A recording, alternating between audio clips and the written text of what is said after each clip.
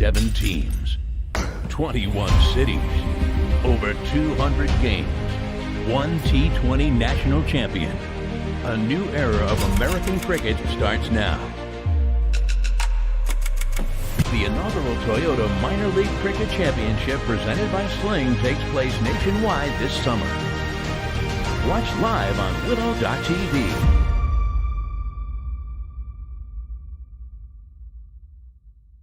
Toyota Minor League Cricket, brought to you by Toyota. Let's go places. Presented by Sling TV, home of Desi Entertainment and Cricket.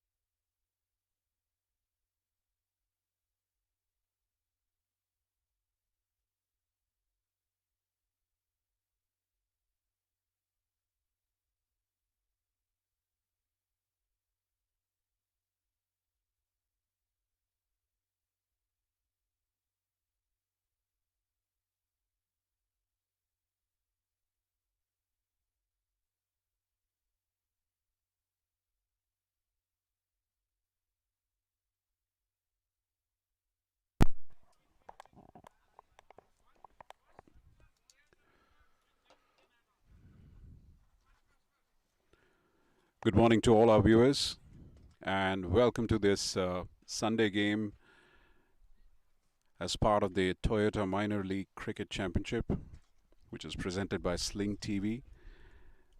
As a part of the league, there are 27 teams, And these teams will compete in 4 geographic conferences: Eastern, Central, Southern, and Western.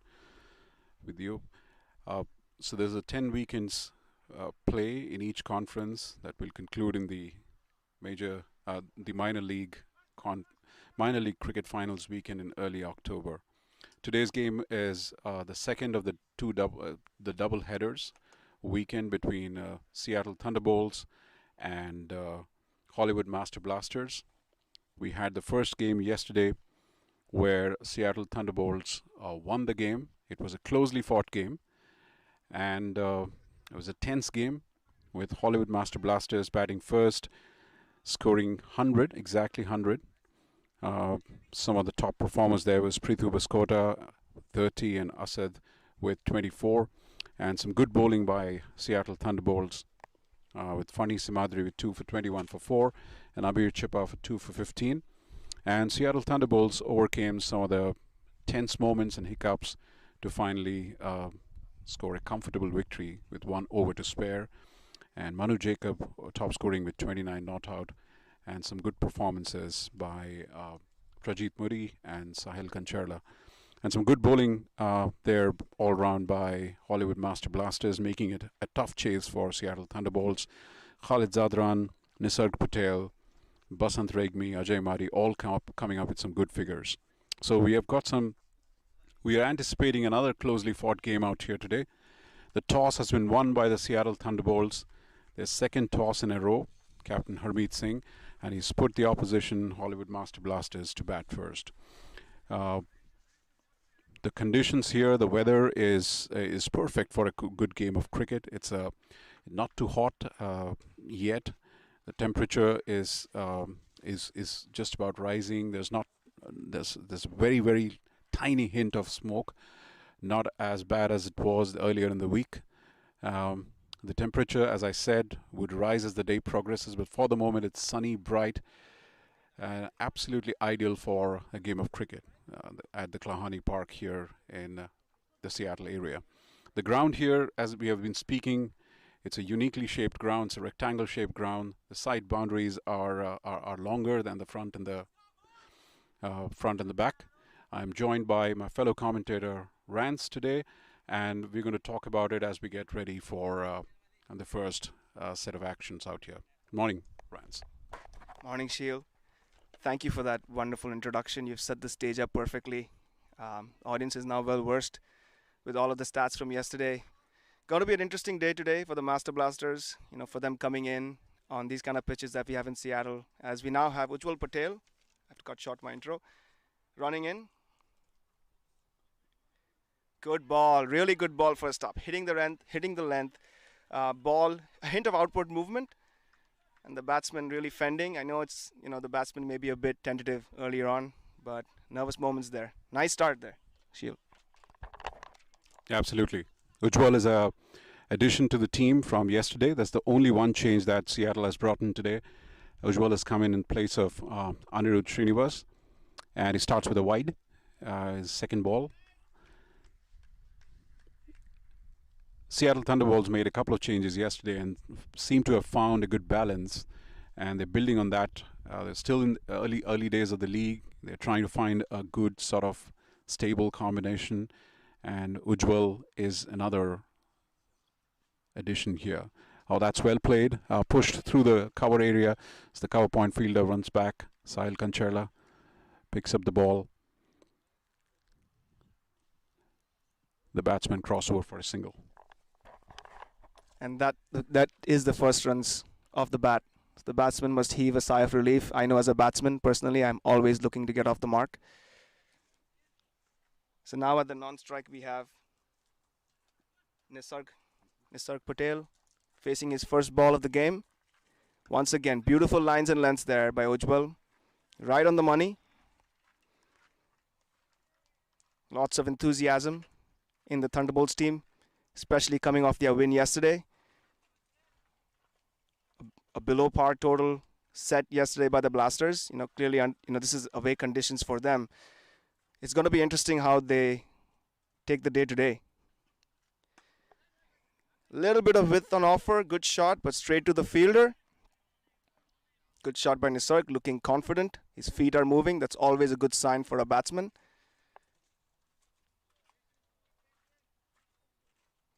Going to be interesting to see today what a power score will be, because we've seen the Thunderbolts, the last game they played against the Surf Riders, if I'm not mistaken, they scored 200. So definitely this is a high scoring wicket. And yesterday was clearly not representative of what is possible on this pitch. A little bit leg side is batsman taking advantage, and it's a very thick outfield. So yeah, just a single there.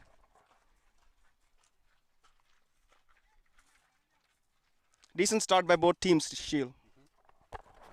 It's a sedate start, and very rightly said by you that we're still figuring out what's a good score on this wicket, a good power score.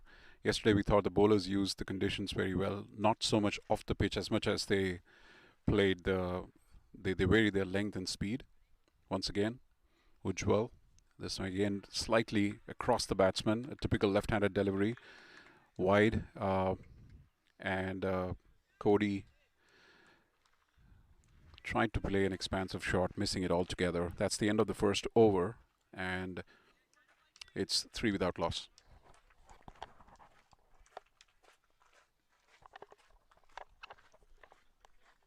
Seattle Thunderbolts, being the home team, they know the conditions very well, and they would have wanted to make it winning all the games here, but they lost the first one. But then after that, they have turned their fortunes. They've been doing well here. They batted well in one of the games.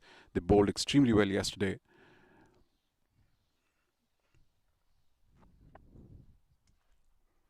As we get ready for the second over, it's going to be Shadley.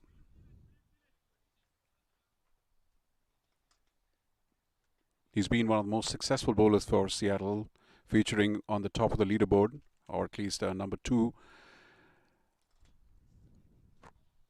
And he's been a mainstay, picking up a lot of wickets. So we'll be curious to see how he goes about things today.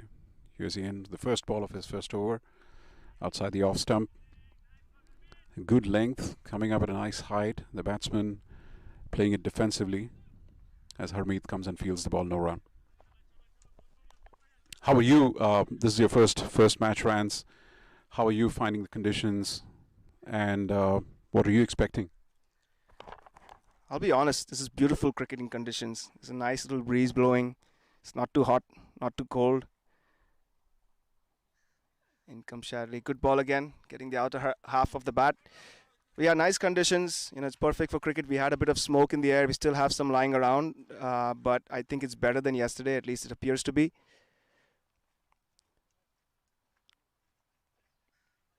Players enjoying the conditions. They're in high spirits. You can hear from all the chirping going on. Shadley getting a good start there. Bang on the money once again.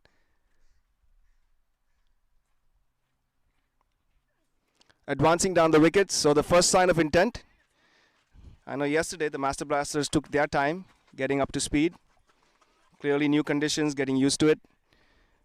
They may have reconsidered that strategy today, having a better idea of the conditions today. It's going to be very interesting to see how they take this batting innings, how they approach it.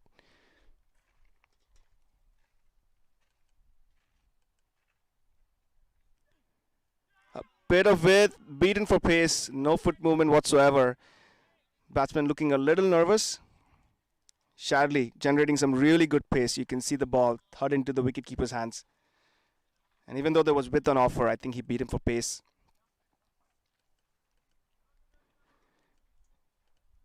With respect to field placement, we're looking at a standard field, 3 on the leg side. There's a third man, the only man outside the circle. There's a gully in place. And right as I say that, a fielder is being pushed out to deep extra cover.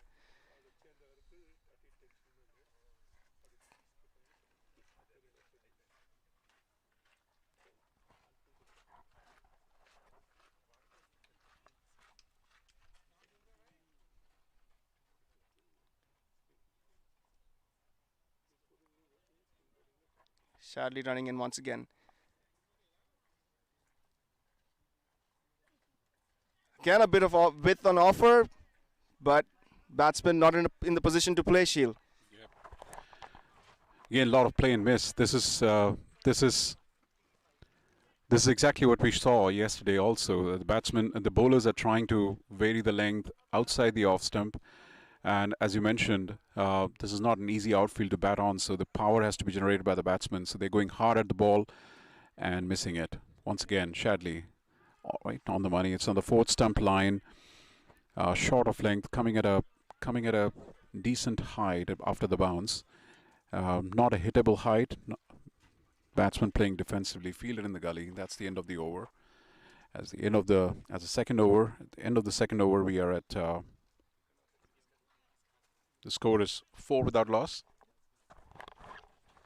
Again, cautious start by the Master Blasters is also in part to the good lines and lengths that the Thunderbolts have stuck to.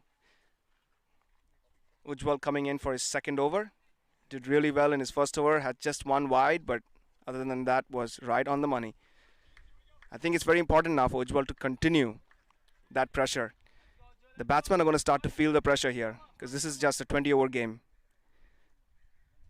Sooner than later, they're going to have to pick up the pace.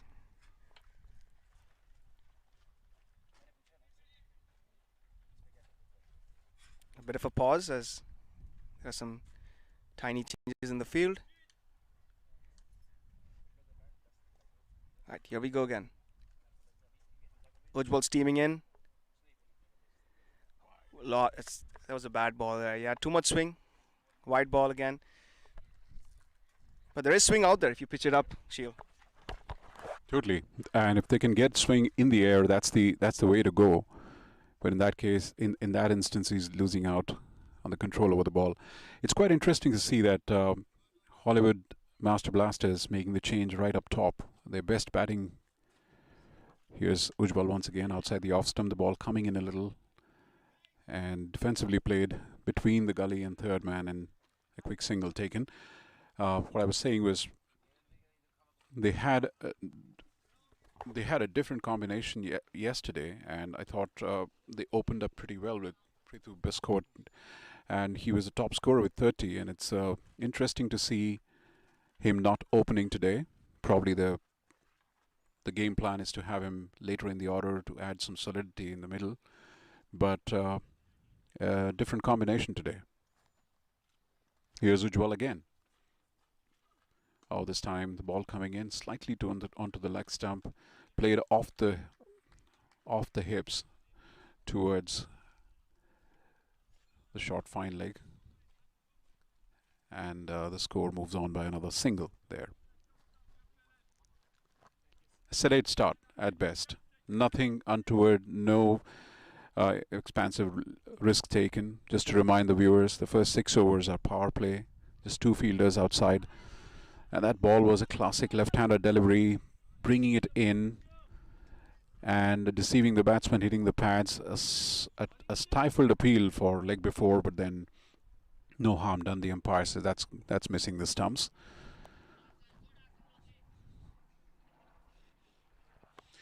What? How are you? When you look at the way Ujjwal is coming and bowling in there, it's a length that is not letting the batsman open up their arms, right? Yeah, he's sticking to really good lines and lengths, and as a batsman, especially early on in your innings, it's really hard to score off those. This time he tries a slow delivery. Not sure he got anything on that. Well, looks like he got his leg on it. Wide not called. A nice change in pace there by Ujjwal, keeping the batsman guessing. But yeah, Shield, the lengths he's hitting, it makes it really difficult for the batsman. So as a batsman, you got to think of, how do I now counter that? How do I score? And sometimes it means just taking that little bit of a risk. For example, if you look at the leg side right now, they have just 2 fielders. There's one guy in the deep mid wicket. There's one guy in the circle at square leg. And there's a fine leg. So this time the big shot in the air. It waits the fielder. The ball running towards the fence. I think it has been cut off. So the first sign of aggression and a good hit there. But you can see that's the kind of thing I'm talking about. The kind of lengths he's hitting, you as a batsman, you got to take the risk. And that's the angle that he brings in as a bowler. And it's the onus on the batsman to score. Now that could have gone to hand, but well played by the batsman on that occasion. Absolutely. Ujjwal once again. This time again, a little more pulling the length back, and the batsman goes to back foot, just pushes it towards the square leg. Quick single. You're absolutely right. The outfield is thick, and it doesn't allow much higher rewards for the shots. So the batsmen have to literally generate the pace behind every shot. And the bowler reduces the pace, then that's a double whammy. They will have to generate pace on the ball at the same time, exert enough force to get maximum advantage out of the ground. For the moment, what could have been a boundary on a normal cricketing ground, because the outfield got reduced to just 2 runs. So at the end of the third over, the score is 10 without loss. Harmeet in conversation with Fani Simadri.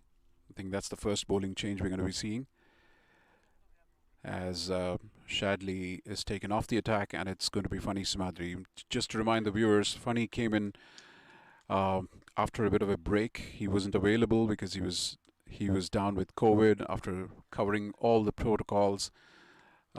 He was available yesterday, and they made him. They brought him into the side right away, and he had a tremendous impact. He had a wonderful game yesterday, and having a figure of 2 for 21 out of his 4 overs, and asking some tough questions to the batsman. Again, another left-handed bowler who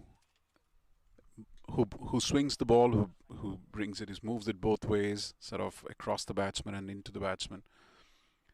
So here's Fani Simadri getting ready for the 4th over of the innings.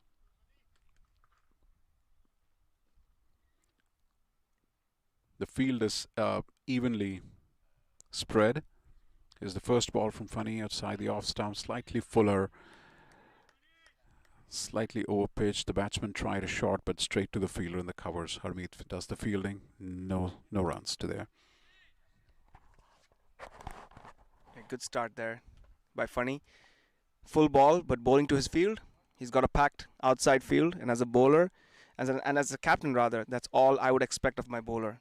Let the batsman make the play. Fani coming in again. This time a little bit of width, and the ball bounces over the infield. Again, thick outfield, so well done by Harmeet. A slide to stop the boundary. So 2 runs there. But again, a very thick outfield. Like Sheel was saying, on most other grounds, that would have been a 4. That's something for the teams to keep in mind as they bat, because it can be pretty tricky if you're coming off a field where the outfield is really fast. You may think it's a 4 and not run too hard. I'm sure they learned. The Master Blasters may have experienced that yesterday.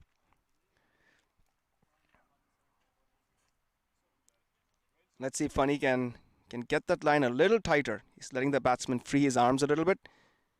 That's much better. That looks close. That looks really close. Oh, that looks close. That looked very close. Of course, we don't have the same angle of the view that the umpire has, but it looked pretty close there, Sheel. Oh, absolutely. It looked from the angle that we are sitting. We are not exactly behind the bowler's arm. We are slightly on an angle, but from where we were seeing, it seemed like pretty plumb. But the umpire has the best position and felt the ball was missing the stumps. So no damage done for Hollywood Master Blasters.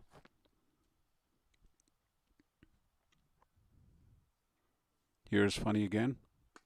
Oh, good ball again. This time, slight hint of a swing. Ball coming in once again. After his first 2 balls, slightly wide and full, he has again changed his length. Now a bit of short of length, and the ball coming in, not giving much room to the batsmen to open their arms. Played defensively and fielded in the mid-wicket. No runs again.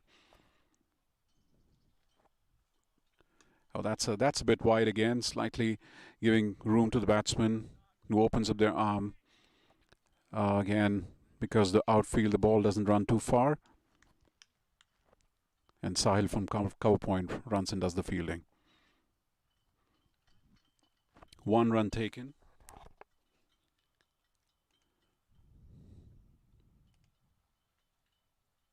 And the score is 13 without loss. And we are in the 4th over.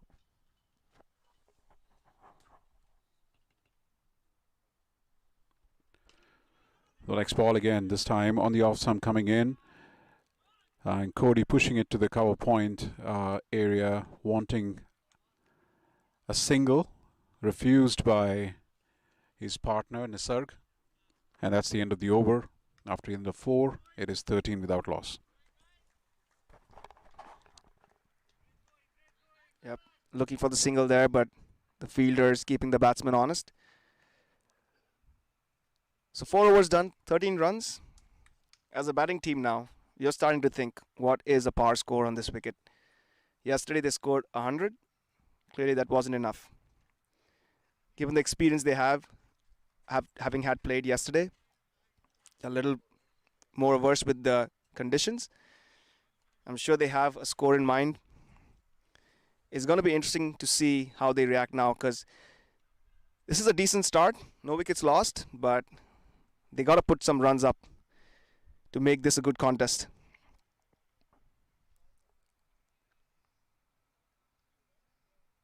So Shadley coming back into the attack.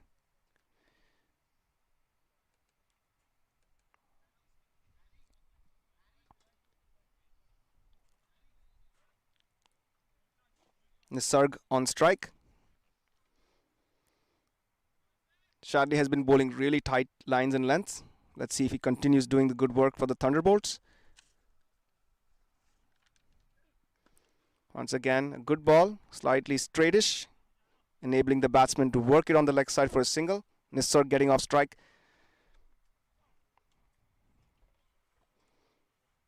And as a bowling team here, they, just giving the bowling perspective, always got to be patient. They're bowling really good lines and lengths. Yes, no wickets coming, but no runs being scored. Sooner than later, just keep doing the good work. Keep up the discipline. You'll start to see something happen. Wicket fall, some risks taken. Should be opportunities. Right now, we're not really seeing intent from the batsman other than that shot that was hit towards mid-off a couple of overs ago. There, right as I say that, a bit of intent there by Cody. Comes down the track. Ball far away from his body, so he's not able to make contact once again. Shadley generating some good pace. You can see the carry through to the keeper.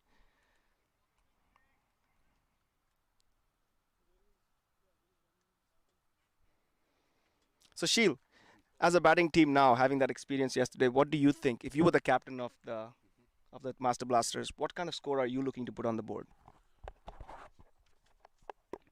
Meantime, Shadley here, and that's a shot played in the air.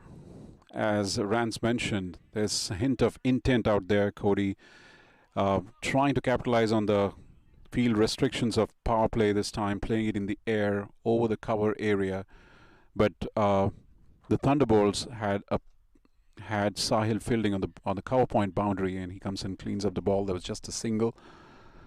Yeah, to your question, I think going by the intent, going by the changes they have made, they brought 2 new batsmen in the opening. There's certainly the thought process is to preserve wickets, at the same time score a little faster, because yesterday we saw some faster shots in the top of the innings, but once Prithu got out, the rate just dropped. It never picked up.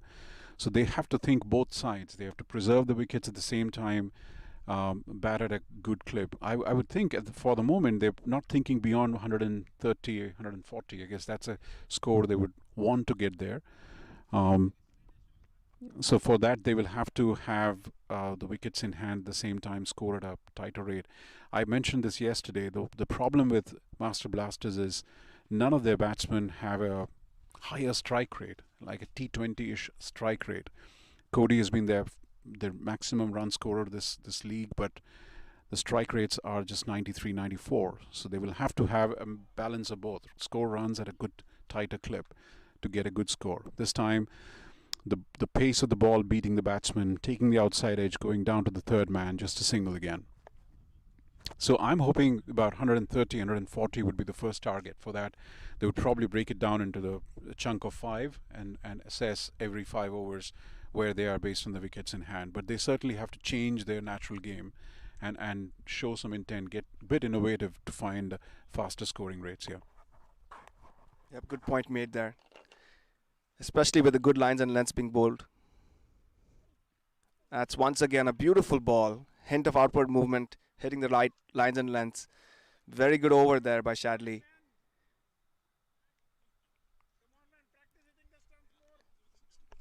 And at the end of 5 overs, you're looking at 16 for no loss. So we're already done with 25% of the overs in this inning. And as a Master Blasters batsman, I'm starting to think that I need to pick up the pace here. At the same time, like Sheil mentioned, you got to keep wickets in hand. So it has to be some sort of controlled aggression. Pick the bad balls. No matter how good a bowler is, you will see a couple of balls that are bad, and the batsmen have to be good enough, especially when the bowlers are hitting the right lines and lengths all the time. Whenever you see that bad ball, you got to make it count. That's what makes a difference in these games at this level.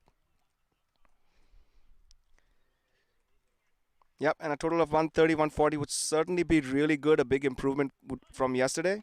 And I think Master Blasters would have the confidence going in because they had 5 wickets down around 55 yesterday. Funny once again, in swinger. Maybe the ball doing a little too much. A chance here.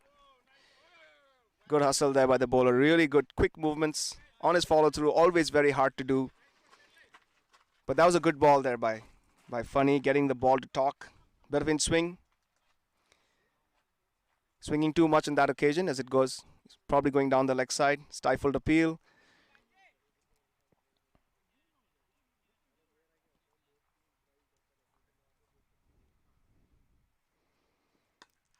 Good looking shot. But he'll get only 1 run. Once again, thick outfield. It certainly looks like to get value for your shots on a field like this, you have to go in the air to get like a boundary or something of that sort. I'm not sure. I wasn't here yesterday, Sheil, but how was it yesterday? Yeah, yesterday, again, I think the bowlers used the conditions very well. They bowled the slower balls through the air. That used the pitch, which, when given pace, is probably the best time to score runs.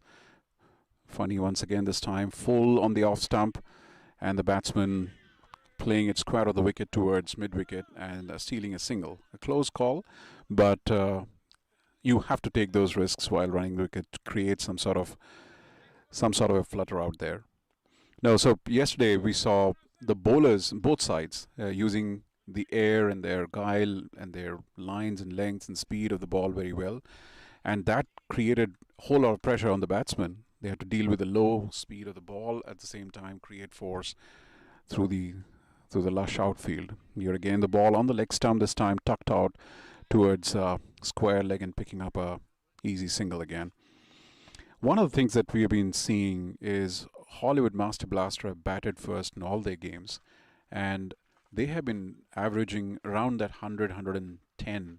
Their highest score has been 130 against the Grizzlies.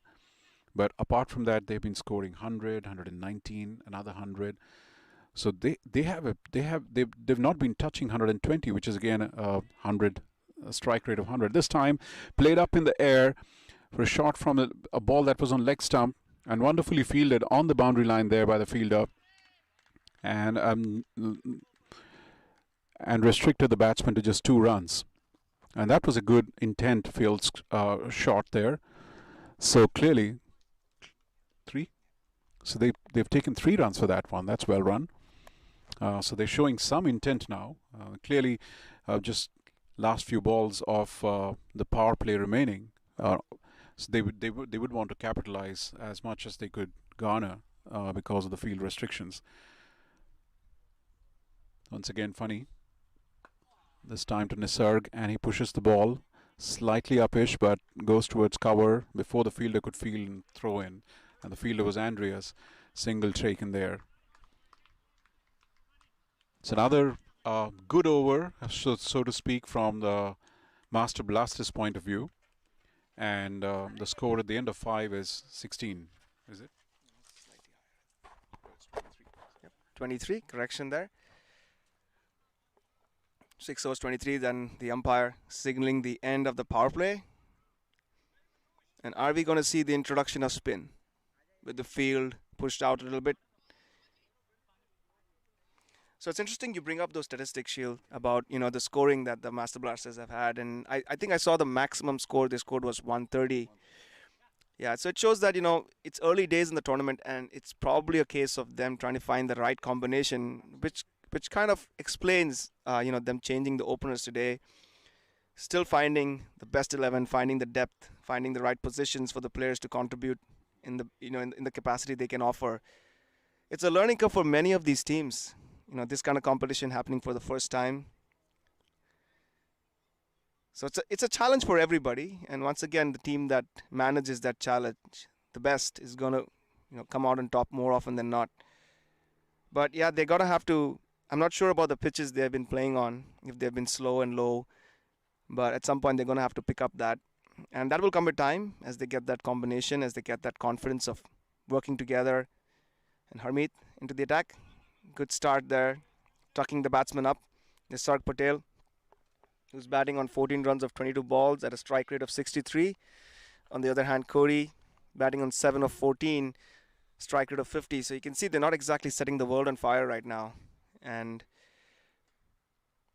no wickets lost so far. That's the positive.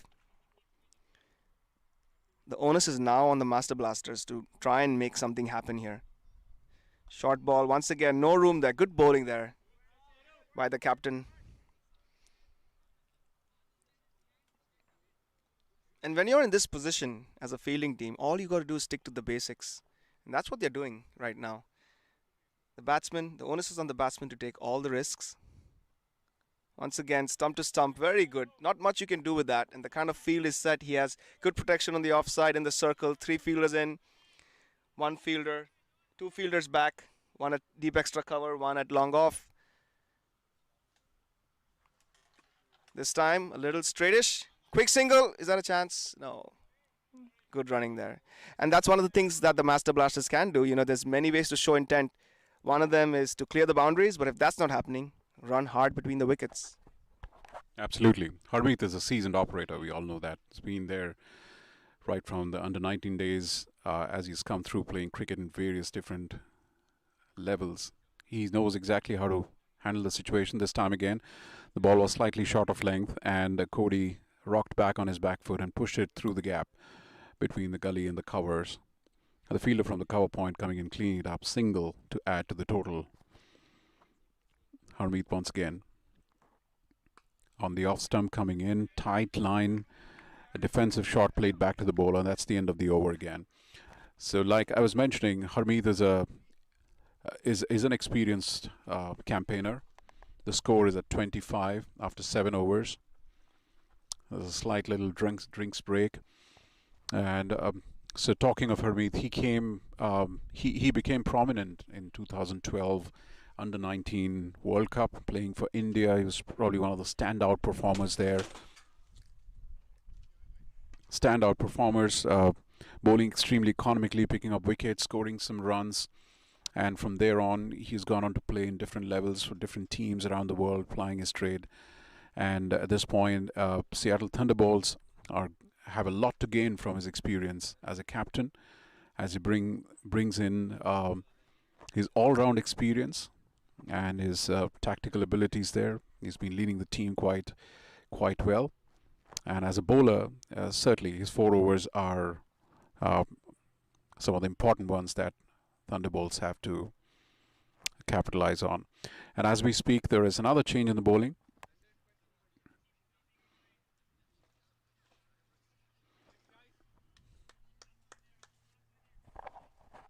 So I believe that's Nithal. So yes, 25 after 7 overs, and coming back to those targets you were talking about, Shil. Like if you want to score 130, 140 from here, you can already see they got to get another 100, 110 runs from here in 13 overs. So the longer they wait here, or the longer good flight first ball straight to the fielder. So the longer they wait here in assessing the conditions, etc. Or just showing some more intent, it's going to get harder and harder to post a competitive score. We've already seen Thunderbolts. They're capable of really smashing it out of the park on this pitch, given this is their home ground. This time a bit of width, wide ball, but he's getting a lot of revs on it. You can clearly see from where we are sitting. with respect to the field setup. We're looking again at a wide spread of fielders. 3 on the leg side, 2 on the off. Good ball once again. Very good. He's putting a lot of revs on it. You can see the ball drifting. Always hard as a batsman to pick the length. He's also getting a bit of turn, as you may have seen in the previous ball that he bowled wide. This time a bit of width. Good shot there. That'll give him a lot of confidence. Good shot by Cody, freeing his arms.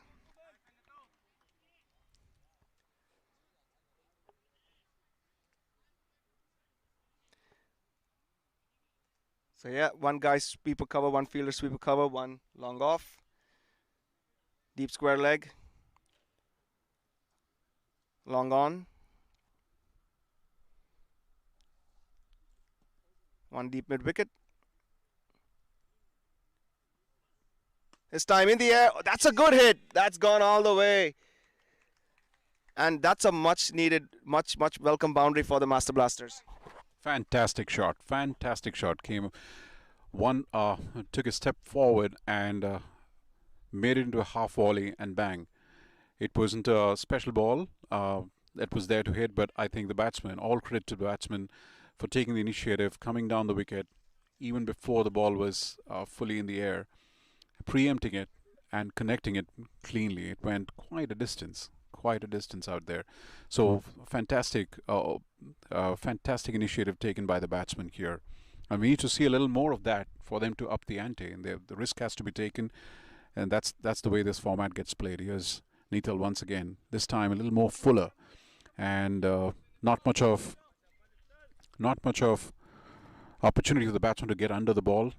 Pushes it towards the cover point and picks up a single. But a good over so far, good over. They've gotten some bit of runs, and we can already see that's cranking up the current run rate to about 4.5. Next ball once again, full ball with a little bit of revs on that one, and Nisarg just pushing it towards the mid-off and taking a quick single again. So that was an eventful over from the batting point of view, and Master Blasters would be happy. Probably their best over so far. Yeah, good over. 11 runs coming from that over. So Neethal will be under a bit of pressure if he is to come in for a second over. But it looked like there was some good intent, and they picked the right ball. He used Cody used his feet really well, got to the pitch of it, smashed it out of the park. And the minute you do that as a bowler, you're under pressure. You're starting to rethink some of your lengths and lines. And what I really like, the smart thing they did in that over was, after they got the 6, they did not just go after every single ball. They played smart cricket. They rotated the strike, and they got 11 runs out of that over. So that's smart cricket right there. Harmeet coming in once again, nice and tight, not allowing the bowler to free his arms whatsoever. Nisarg batting on 16 of 28, strike rate of 57. One gets the feeling he needs to pick up the pace here. Good ball once again. No run there. Harmeet bowling really good into his second over. Just conceded 2 runs so far. Economy of 1.7. You can hear some of the fielders shouting, shots coming. And yeah, that was a false shot, but this time just he's able to steal a single. Get off strike. Give the strike to Cody, who's doing some of the damage right now. So worked out for the best for the Master Blasters. Absolutely. They would be very happy not losing any wicket till now. Seeing through the power play and starting to put some momentum, especially after the power play. That augurs very well for them. Cody has been their top scorer. Looks good. He's been given maximum balls, and he's obviously taking the initiatives right now for the team. Like you mentioned, they're in search for the right combination. So far, they've ticked all the boxes today. Here's Harmeet once again. Once again, the ball coming in with his arm. Cody trying to cut it, but getting an outside edge. The ball trickling down towards the third man boundary. The third man was inside the circle. goes and does the fielding, there's a single there, but certainly the bowler would take some confidence by deceiving there, but that was not a more confident shot, yet on the scoreboard it will add a single for the Master Blasters. A little bit of a field change as Andreas runs across from the cover region to a short mid-wicket. Here's Harmeet once again, bowled slightly fuller, the ball coming in, and Nisarg, who's had a bit of an anchor role to play, giving assistance for Cody to open up, plays that defensively, no run added.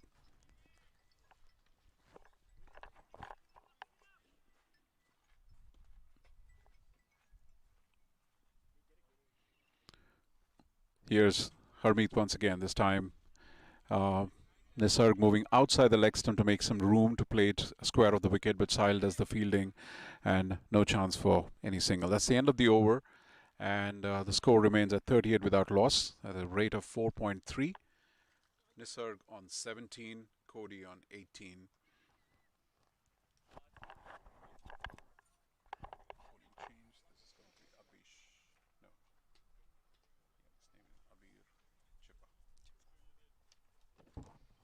As we have a bit of a drinks break, well deserved for the players. It's nice and sunny, but a bit humid. Saps some of the energy out of you. Nice cool drink would certainly help. Humidity of 61%. That's pretty high. Yeah, temperature is not too bad. Looking at 79 degrees Fahrenheit.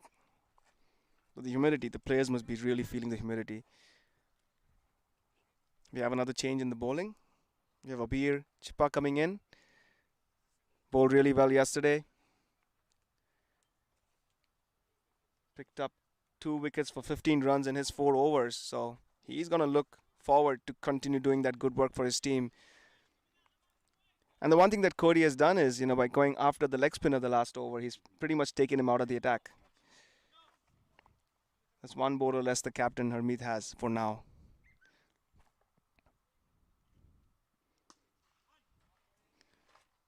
A bit of a short delivery, the batsman moving back. Single down to long on. Decent start there for Abir.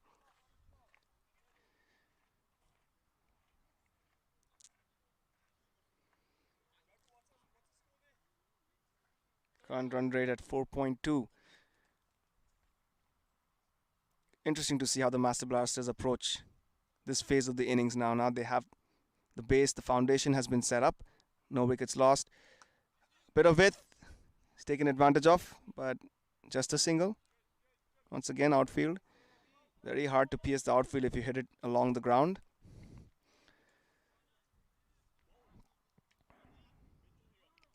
The Master Blasters are now able to rotate strike a little easier. I think in Harmeet's over, it was really hard for them to rotate the strike. Cody once again, good shot. The ball coming towards us.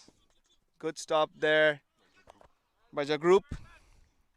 Keeping it down to just a single. That was really good work there by Jagrup. Yeah, absolutely.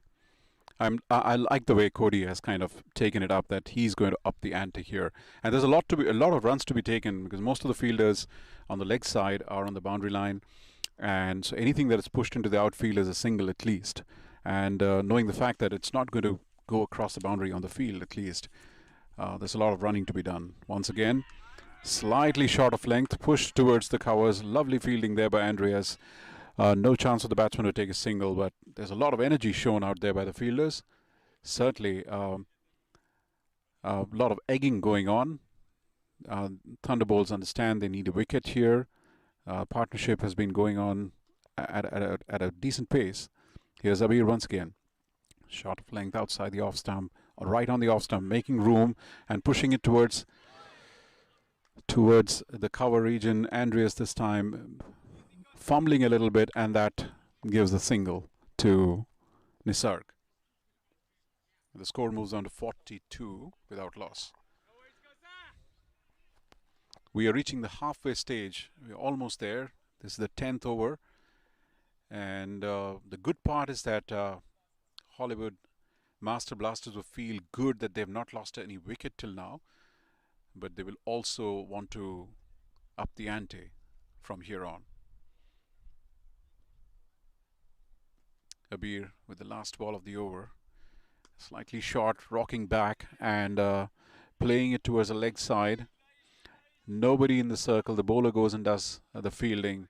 That gives a single to Cody, and that makes the score 43 without loss at the end of 10 overs. Yep, some piece of good fielding there by Andres that last over. Just to add some context, I was having a conversation with him before the game, and he's had a bit of a hamstring injury, a niggle that he carried. He caught during the last weekend, the games during the last weekend, and he's nursing it. So he's doing a fantastic job despite that niggle, almost creating a run out. And that's the pressure of, those runouts are the pressure of the scoring rate. Master Blasters trying to rotate the strike, trying to get every single run they can get. Cody, you can clearly see he's doing really well right now, batting on 21 of 24, strike rate of 87. He's really picked it up. He was going around strike rate of 60 a few overs ago. He's leading the charge now for the Master Blasters batting. And I think we're going to see a few more shots from him as he finds his range. Ujjwal coming back into the attack, the opening bowler. Bowled really well in his first spell. Gave away 9 runs in that first spell. Interesting.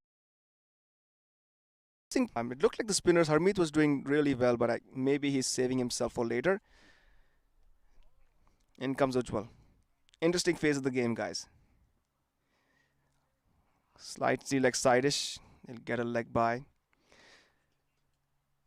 But Sheel, what's your thoughts on this stage of the game? A change in the bowler, the pace. We were looking at spinners, but now you have a pace bowler coming in, and as looking at Master Blasters, you're thinking about, what do I do now? Here's my opportunity. Well, clearly, if I'm in the Master Blaster shoes, I have to start thinking that I have wickets in the tank. I need to do something with it now. Otherwise, we saw yesterday, Anwar he carried his bat through, but didn't score much runs here. But here, once again, shot of on the leg stump, and played square of the wicket. Nisarg towards fine leg, picked up a quick single and then ran back for the second one. Clearly, so I see the same thing. I'm anticipating they're looking to up the ante. They know that there's wickets in the hut, so they have to take a little bit of risk. Both the players trying to open up, but at the same time, this is how funny the game of cricket is. Yesterday, with the same teams, same conditions, same wicket, we saw a different kind of impact the slower bowlers had. And all of a sudden today, apart from Harmeet, the other slower bowlers are still trying to find some rhythm. Oh, that's a beautiful shot. Beautiful shot played. That's a full shot, a full ball outside the off stump. Took a step back, made some room, came under the ball and scooped it above the covers region. And that's one of those elusive fours that came through. It's very difficult to hit a 4 on this ground. Lovely shots. That's a boundary from Nisarg Patel. That takes the score to 50, and that's the 50 up for the Master Blasters. They would be feeling good about the way they're going, about this particular innings. Ujjwal Patel once again slightly short outside the off stump, played cross-batted front of the square as Jagrup comes and fields it around the long on region. 1 run again to Nisarg. This is 51. So clearly, to your question, Rance, I'm feeling comfortable. If I'm there right now, I would just go about at least one batsman, making it very clear that they need to start taking risks and pushing the score up, and having confidence on the batsmen who are there in the hut, and at least make the intention to reach that 130, 140 runs. Once again, lovely shot outside the off stump. Lot of room for the batsman. Cody opened it up and sweetly timed through the gully region. No chance for any fielder to catch.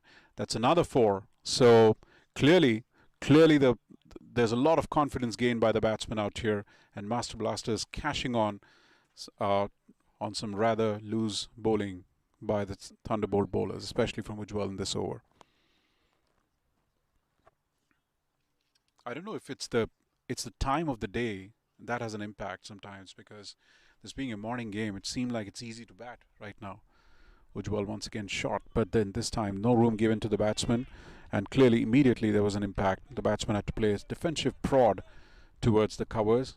Andreas comes and picks the ball. That's the end of the over. One single taken, and the score is 56 without loss. Clearly the run rate is now over 5.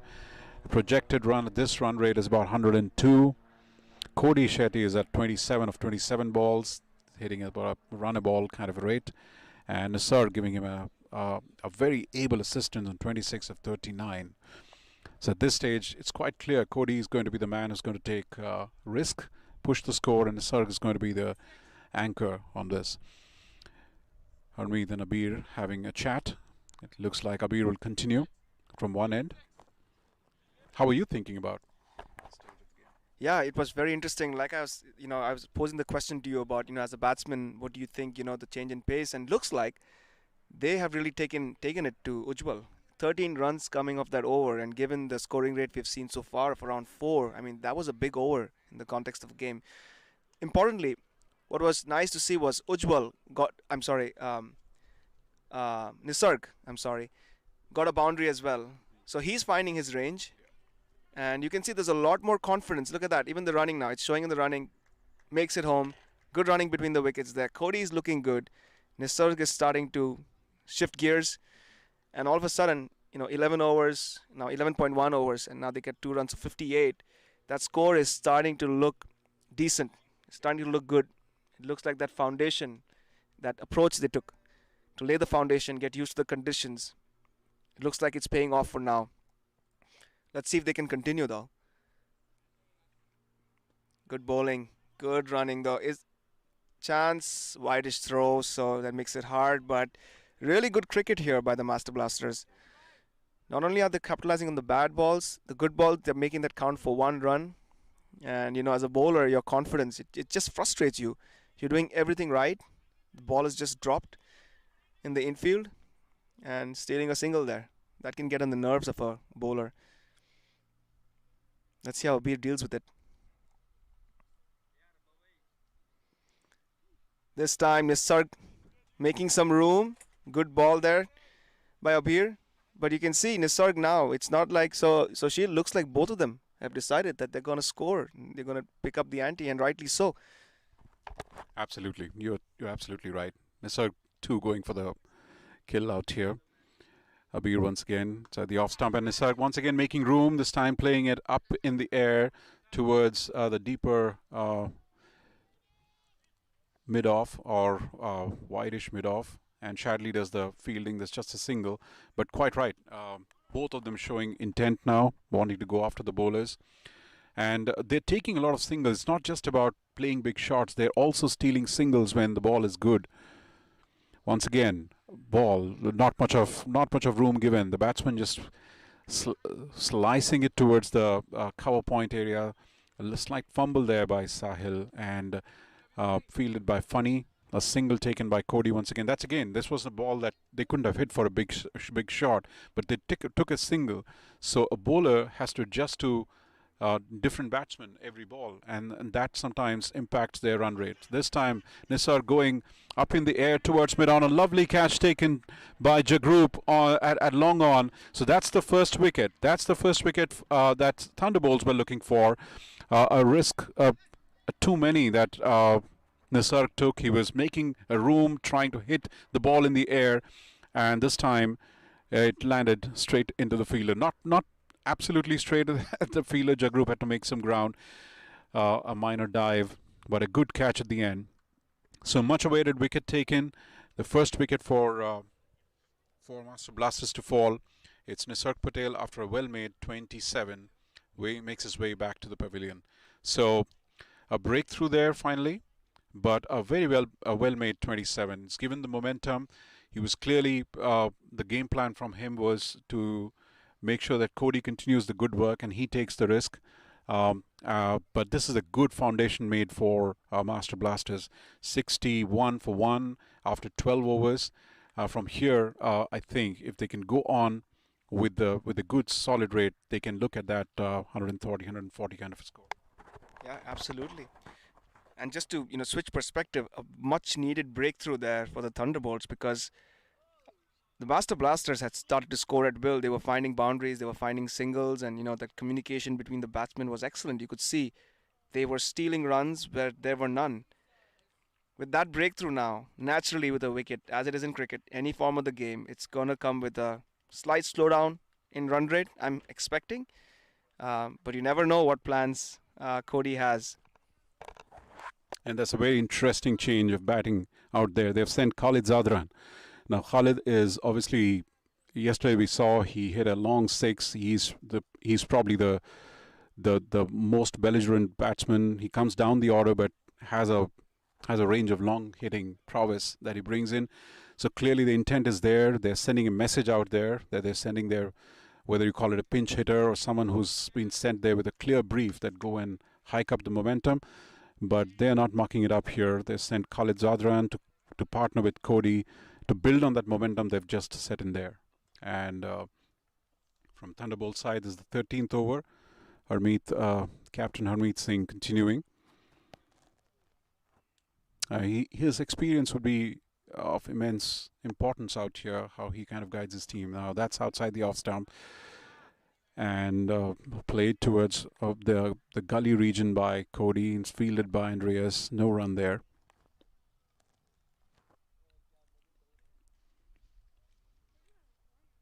Here's Harmeet. Again, the ball coming in from outside the off stump. Not much room given. The batsman trying to push and through the gully for another single.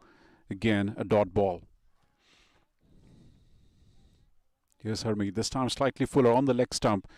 Turn of the wrist towards short square like the wicketkeeper does and picks up the ball. A single taken, 62 for 1. And that brings Khalid Zadran on the strike. Whatever it's going to be, Rans, with Khalid Zadran on strike, he's not going to play a defensive prod and push. It's going to be exciting. Yeah, rightly said. I mean, rightly called there. I did not notice it was Zadran coming in. Let's see how he goes. But yeah, I really like these tactics by the Master Blasters. I mean, they're showing some good intent here. They're not just going with the tried and tested lineup. They're trying some different things, new ideas. So kudos to them for trying that out. Let's see if it works out. But I definitely think it's a good move. And he's off the mark now. Zadran with a single. Harmeet bowling really well. Once again, not much room to work with. Very, very hard to get him away. He's into his third over, just given 6 runs. I mean, that's a phenomenal effort. That's the end of the over, in fact. He's just given 6 runs. And we're looking at a score of 63 after 13 overs. So 7 more overs to go, just 42 balls in which for them to make an impact. And if, coming back to the discussion I was having with Sheel earlier on in this innings, if they need to get to that 130, 140 mark, still a lot of runs to get in those 7 overs. So looking at some of the bowling options that Harmeet has, he still has 1 over from Ujjwal, who was kind of expensive the last over he went. Abir has 2 more. He's picked up a wicket, so he's earned the right for another over with his captain. But definitely have a few options there. Harmeet has a few options. Bit of width on offer, but it felt like it kept low a little bit. Could also be, Zadran has just come in, getting used to the pace of the pitch. But that was a hit me ball, if there was one. This time picking it up off the stumps, good shot, but the field has been well set for that. It's a packed leg side field deep, just one man in the circle at short mid wicket. And you have a square leg, deep square leg, deep mid wicket, and long on. Again, timing the ball but not finding the gap. This is some good pressure being applied here by Abir and Harmeet. They're hunting in pairs right now, as we always say. Very important. You can keep the pressure from one end, but it's very important for that pressure to reciprocate from the other end. This time, getting a bit of an inside edge. Just a single. Well done there. Well done in the outfield by Neethal. This is going to be interesting now. Sadran on strike. Clearly, he's been sent out with a clear goal. Oh, a bit of a misfield there by Harmeet. Allows them to pick up the single. Rare misfield there by the Thunderbolts. They've been pretty good in the field.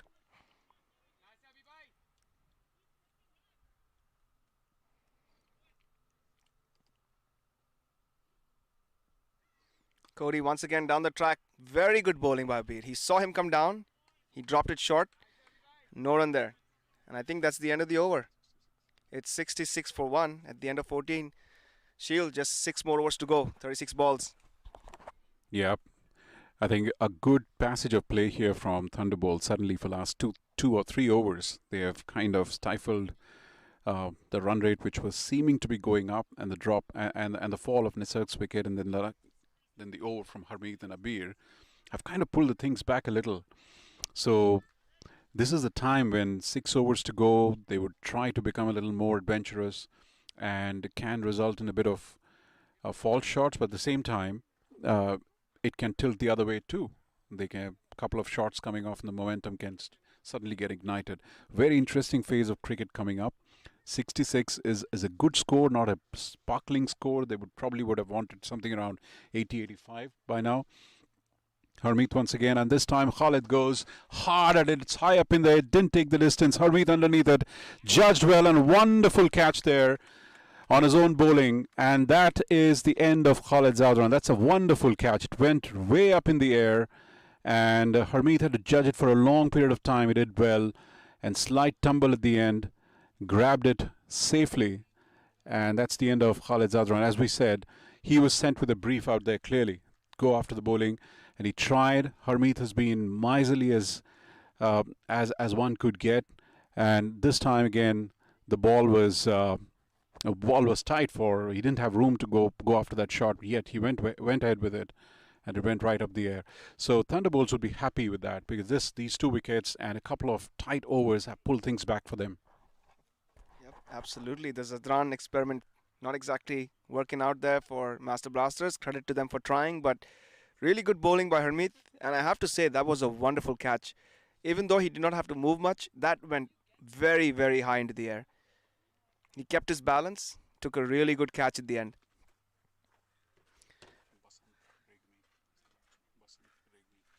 New batsman in is Basant. Tricky little phase now for the Master Blasters. They've lost another wicket. They've kind of lost 2 wickets in succession. They still have 8 in the hut, but they need to find those runs. They were scoring fluently a couple of overs ago, and it looked like, the Thunderbolts were under a bit of pressure, but they have responded really well with those 2 wickets. And that's come from some really good fielding, 2 really good catches by Jagrup in the outfield, and then Harmeet himself leading from the front. There's a spring in the step of the Thunderbolts now. You can hear it in the outfield. What can Harmeet do now? Well fielded. This could be a chance. Bit of a wayward throw there, enabling Cody to get off strike. But at this phase in the game, Cody is the key now. He's the key. He's set, and the onus is on him to carry his bat through. Cody has been scoring a lot of runs. We have to just see if he can bring out that other gear, the next gear, a couple of gears maybe, because he has been the mainstay. He has stayed at the wicket. He's scored those painstaking runs, but he will have to also now double up as their big hitter to bring in some of those expansive shots. But at the same time, I guess it's always beneficial to have a left-hand, right-hand combination. So it's good to see Basant Regmi in there. It's a left-hander now. We'll have to wait and see if that makes a difference here in reading Harmeet and playing some. I don't think at this point, maybe 1 or 2 balls they can take to set themselves in, but I don't think they have the luxury of taking time to get settled. Here's Harmeet once again. Oh, that was a false start. The batsman wasn't ready. Have to reload that again for Harmeet. 67 for 2. Here's Harmeet outside the off stump. Clearly, intentions if ever there was any. It was completely made clear by Basant. He is going to go after it. He did well. He did well to come out and then not lose his occupancy in the crease. Because the wicketkeeper Prajit Modi was quick, swift in knocking off the stumps. Slight adjustment of the field on the offside. As umpire Kali takes his position, setting the stumps back. Here's Harmeet once again. Outside the off stump once again. Going outside the crease. It was a nothing shot, honestly. Just there's no plan there, and Basant only wanted to sort of have a heave at it, wild heave, completely missing on it. And Harmeet has seen this all. I mean, he's such an experienced campaigner. He has enough to deceive anything as wild as that. I mean, one thing, they are hard pressed for time and overs, but they should also not forget that anything wild as this, they're not yet in that desperate moment. They still have a few overs to go, and this time Basant gets the ball in his range and is able to connect it towards the long on region. And as Sahil comes and fields the ball, a single taken, he's off the mark. I'm afraid they're losing the plot here a bit, and they're losing the momentum here a bit. They should not. If I'm a batsman, I would still feel that there is a good 5 more overs to go after this. That's lobbed above the bowler. Harmeet tried his best to get a hand to it, but the ball sort of cross up. Jagrup comes and cleans it up behind the bowler. A single taken by Cody. End of the 15th over. That should be 69 without 69 for the loss of 2 wickets. So we are still not 5 runs per over. It's 4.6. There's 30 more deliveries to go. So there's nothing. It's still not yet the stage where the batsmen have to go hammer and tongs at everything. They can still have a plan plotted.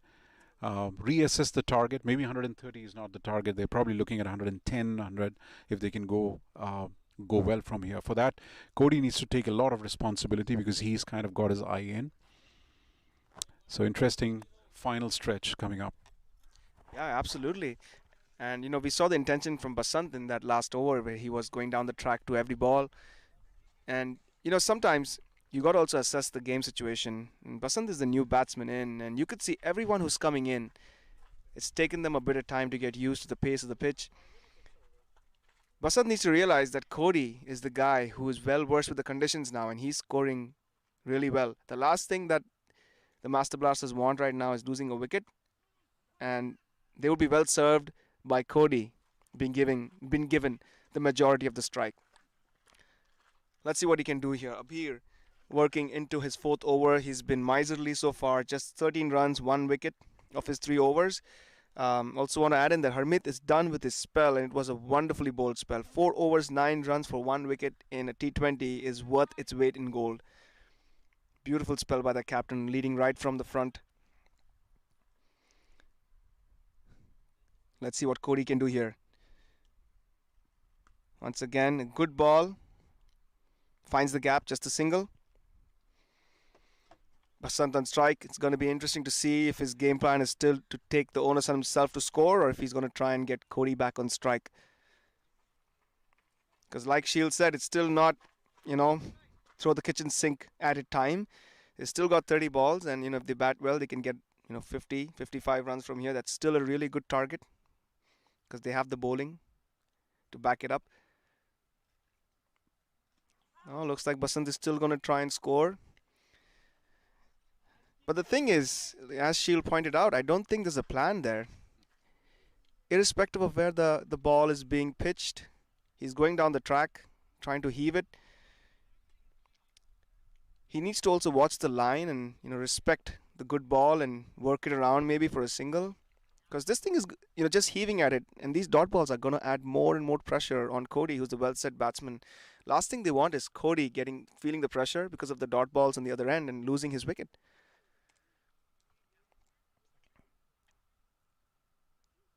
Very interesting phase here of the game. Cody once again goes down the track. This time finds it in his range. I Don't think they'll get more than a single there. Importantly for the Master Blasters, Cody's back on strike.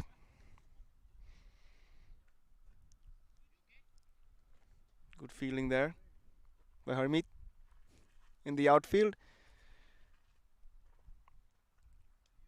Abir continuing the good work from yesterday. Bowled really well. 2 wickets for 14. He's gone for 14 in 3.5 overs so far. Picked up a wicket. He'd really love to get another one here. Straight to the fielder. Good run there at the end. Good run. There may be a chance for an overthrow. Well done by Andreas, but he's not able to stop the overthrow. So one free run for the Master Blasters. They'll be really happy to get that because runs have been really hard to come by. Score is 73 for 2 now. The last ball of the 16th over. Good ball. Very good ball once again. They can just get a single for that. Really good spell there by Abir. 4 overs, 18 runs for 1 wicket. I think he's done his job for this afternoon as a bowler. Yeah, absolutely. Totally agree with you that this spell between Abir and Harmeet kind of brought Thunderbolts back into this game, because there was a phase, a couple of overs when Nisarg and Cody took some chances and they had hiked up the run rate. It was seeming like they would go into the next level. But those 2 wickets and some really tight overs have now brought them back into the game. After 16, they're at 73 for 2. Looking at the bowling card now, the options that Harmeet has in front of him, clearly Shadley is his main go-to bowler. He would probably bowl 2 of the remaining 4. And Funny would be the other option. And if there's any untoward incident there, the other fallback options are Ujjwal and Nital, which at this point of time, I don't think Harmeet would be going, considering both of them had given some runs away. So there's a bit of a mini conference going on between Shadley, Funny and Harmeet. Probably deciding who's going to go for the 16th and 18th and who's going to go for the 17th and 17th and 19th and 18th and 20th. It looks like Funny is going to start the 17th over. His bowling figure still now is 10. He's given 10 runs from his 2 overs. Very tight.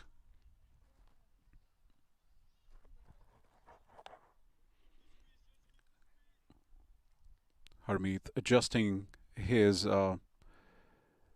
cover point boundary a little. Here's Funny in with his first ball of the 17th over. A slower ball in a Yorker length. Not much space given. But well played by Cody. He just made some little room that was possible and dug it out towards third man and took a quick single. And that brings Basant back into the attack. I've been so impressed with Funny's bowling since yesterday. He's been varying his pace, his length. Looks like someone who has a thinking head on his shoulders as a bowler.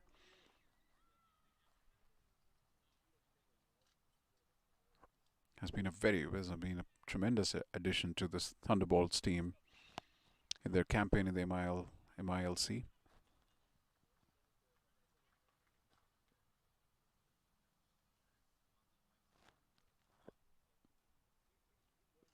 And Basant takes a step forward and knocks the ball towards mid-wicket.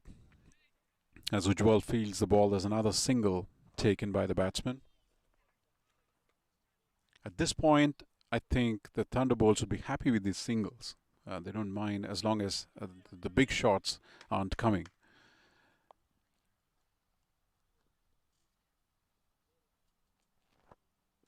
Oh, that was completely deceived the batsman. It was a slow ball. The batsman, Cody, had played it much earlier than the ball, and he missed it. The question is, how did it miss the stumps? It almost went between the stumps and the batsman. Fantastic bowling. That's what he's been doing so well since yesterday. Altering his length and the pace. Once again, this time with more pace on the ball across the batsman, and it's an off cutter.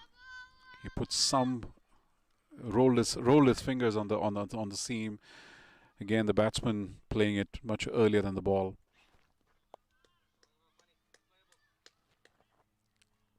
It's always great to see skills overcoming the limitations of the conditions out here. Well, this time slightly fuller. The ball was played outside edge up in the air. There was a valiant effort or attempt in the gully by the fielder, but that was Nithal out there. Tried to reach. It would be harsh to say it was a drop chance, but it was slightly out of his reach. A single taken by Cody.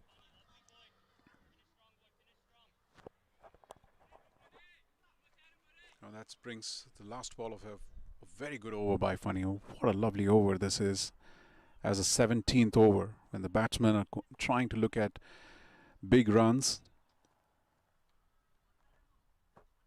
If the bowler pulls off a miserly over like this, purely using the craft, that's incredible to see. Here's Funny once again. And the batsman trying a scoop shot, completely missing it, getting an edge of the bat, falling short of the wicketkeeper. It's all happening there.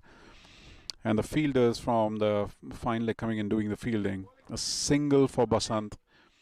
And at the end of the 17th over, it's 78 for 2. Another wonderful over done by the Thunderbolts bowlers. And the Master Blaster still not getting away.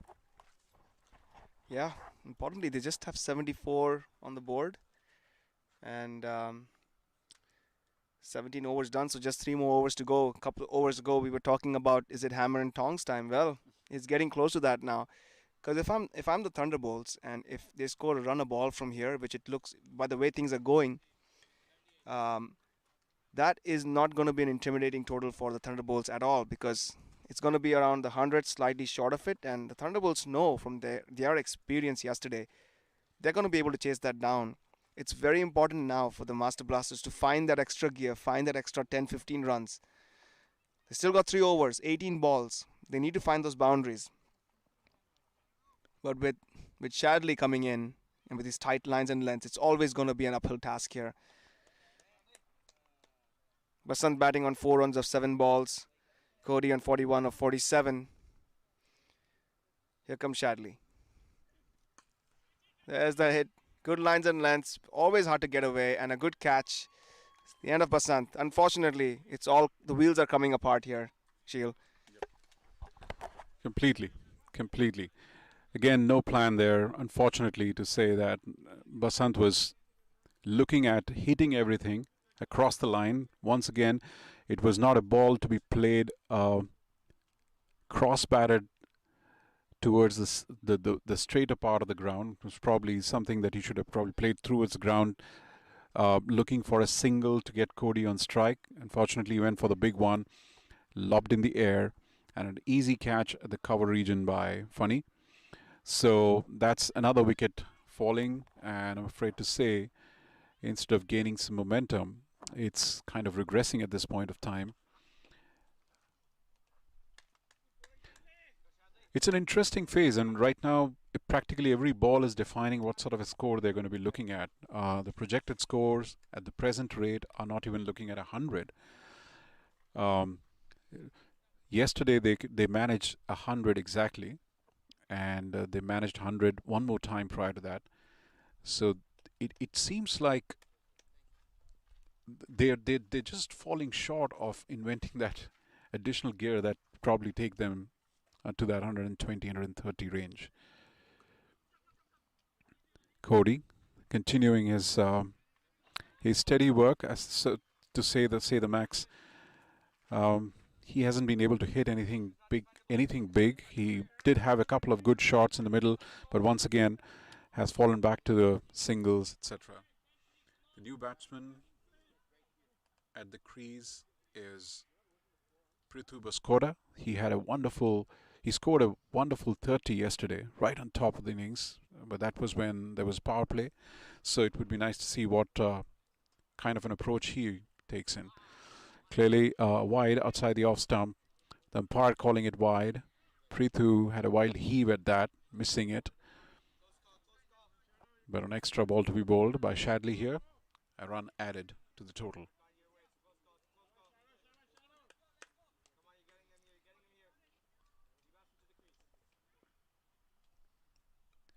Shadley in. The off stump, and Prithu Biskota takes a massive shot, and that's gone above the long on, a long off for a 6.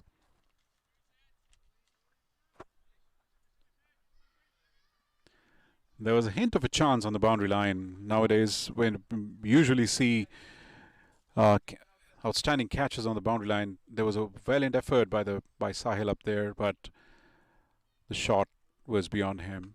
Again, Prithu Biskota from outside the off stump, slightly short pitch. It came up and Prithu played a pull shot towards the mid-wicket boundary for a single. So clearly, he is coming here with some sense of urgency, Rance. Yeah, absolutely. It makes me question, where was he so far? Has he come in too late? Because, I mean, he's able to hit the ball at the middle right off from the get-go.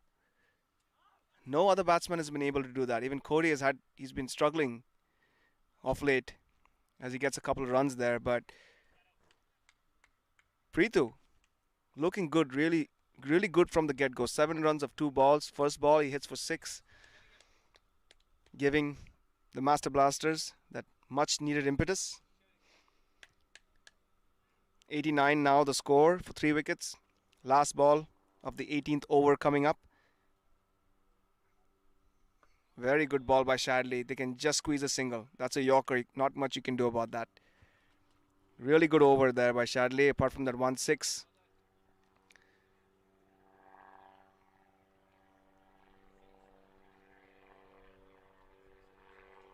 Around 11 runs coming off that 1 wicket. 12 runs, I beg your pardon.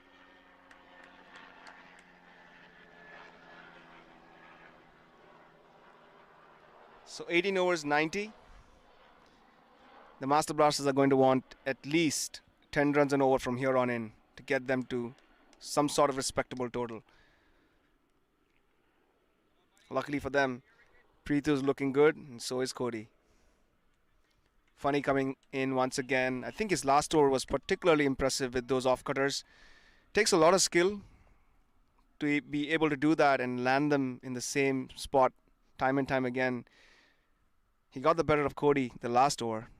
Let's see if Cody has other ideas this over. Once again, bit of a slower ball. Very, very skillful there from Funny. He's been a wonderful addition to this team.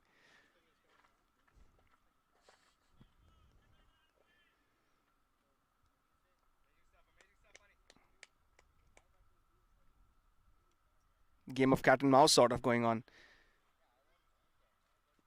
This time, a full toss, but he gets away with it. Just a single.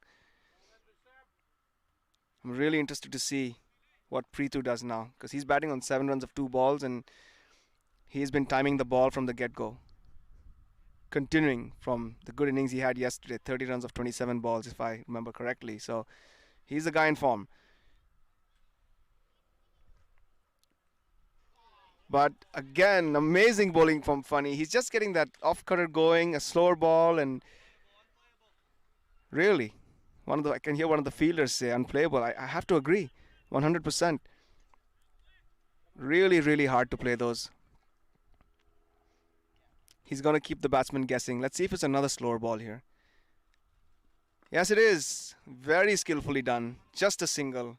We're talking about the 19th over here, and we're just, they're just able to get singles at best. This is wonderful work here by Funny. Doesn't have a wicket to show for it so far, but he's been exceptional, given the phase in the game that he's bowling at. This time a bit on the shortish side allows the batsman to pull that towards deep mid-wicket. Deep square leg, I beg your pardon. They pick up 2 important runs. Still, projected score at 98. At 100 runs right now, just updated for us. Good work by Funny, huh, Sheil? Absolutely. Um, he's using all his experience and craft here. And this time, once again, full. This time he had the pace on the ball. This was one of the surprise ball, and it's missed the wicketkeeper.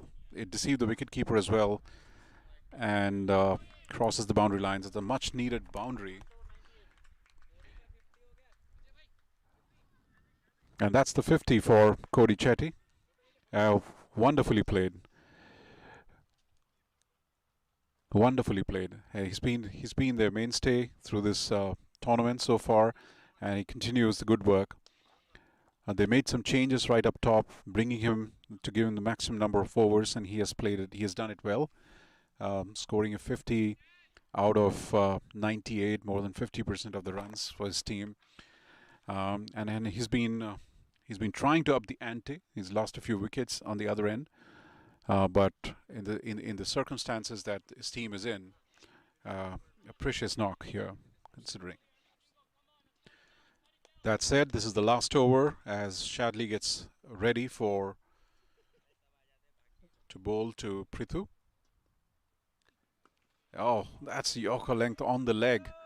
Prithu had to adjust and dig it out, but he did well to dig it out towards a deep fine leg area and take a single. That would bring the score to 99. Last couple of overs they've done well. They've done well what was looking like they may not even touch 100. They have brought it closer to that, and they may probably score a few more. But it's always psychologically the first step that you want to go, that scoring 3-figure. Shadley once again. Inside the off stump, Cody playing it, pushing it towards the covers as Harmeet, who's slightly in a deep cover position, not in the conventional cover, runs around and fields the ball. Cody takes a single. As I look to the rest of the games, I think Master Blasters will have to go back and work a little bit on their big shots. I think they have the skill of batting. It's those hitting those power shots. They lack some experience. Here Shadley once again, full shot again. Prithu digging it out towards the mid wicket. Funny does the cleaning up. Another single.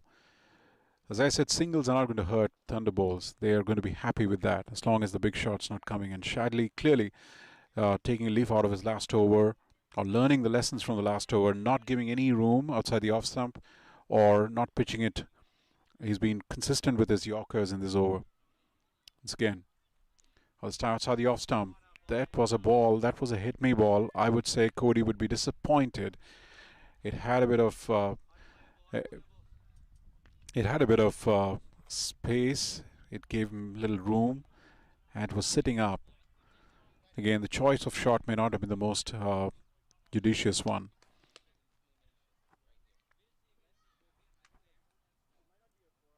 Couple of balls to go in this innings. Shadley once again full. Once again squeezing on the run rate. Not much on offer for the batsman. A single taken towards the covers. Harmeet. That should be it for Cody Chetty for this particular game. The last ball coming up as Prithu gets ready for the strike. 102 is the score. Let's see if they can get a big shot here. Shadley. Oh yes, big shot it is. That's right on cue. Will take Master Blasters to their dugout at the innings break with a great sense of momentum. A big shot coming out from Prithu. He's played handy hand here of a 16 of 7 balls towards the end, and valuable 16. What could have been a disappointing well below 100 kind of a total is now turning out to be a slightly better, a respectable total. 108 they finish at the end of their innings, and a great shot. It's always good for the team how they finish and go back at the break of the innings. I'm sure they will take some momentum. And going by what happened yesterday, A score of 100 almost caused a lot of problems for Seattle Thunderbolts. They're not going to be taking this anyway easy, and I'm sure as at the break of the innings, the Master Blast will go back and start thinking that if they can apply themselves, they can make a match of it. Absolutely. I think that was a good finish there by Preethu. And once again, I posed this question before, but where was he? Why did he come so late? Look at him. He made 16 of 7 balls. He looked like the guy who was timing the ball from the onset. So something for the Master Blasters to, study, do some homework on for their next game. Because if he had come in early, if he had a few more balls to bat, they could have been, past the 120 mark, which would have been really competitive given the way they bowled yesterday and almost did a good job defending 100. But a good finish there nonetheless. Preethu helping them cross that 100 mark. At one point they were staring at around 90, but now they're at 108. It's an improvement over yesterday, so you can see that that's a positive for them. At the same time, I think the Thunderbolts would be pretty pleased with their effort. The Master Blasters just lost 3 wickets, so that's something for them to consider again going into their next game. 7 wickets in the shed counts for nothing. So a little bit of more intent. Maybe running between the wickets. I noticed a couple of times where maybe they could have stolen, a run or two. But just, little things here and there that they need to do their homework on to try and up that, that scoring rate of theirs. Because so far their maximum score has been 130. And in a T20 game, 9 times out of 10, you're not going to be able to defend that. So just to put things in perspective, the Master Blasters still haven't opened their account with respect to wins in this minor league season. Just a quick look at the scorecard then. Cody, the top scorer with 54 of 57, a strike rate of 94, did really well. Started slow, picked it up, perfect anchor roll. Nisarg, 27 of 42.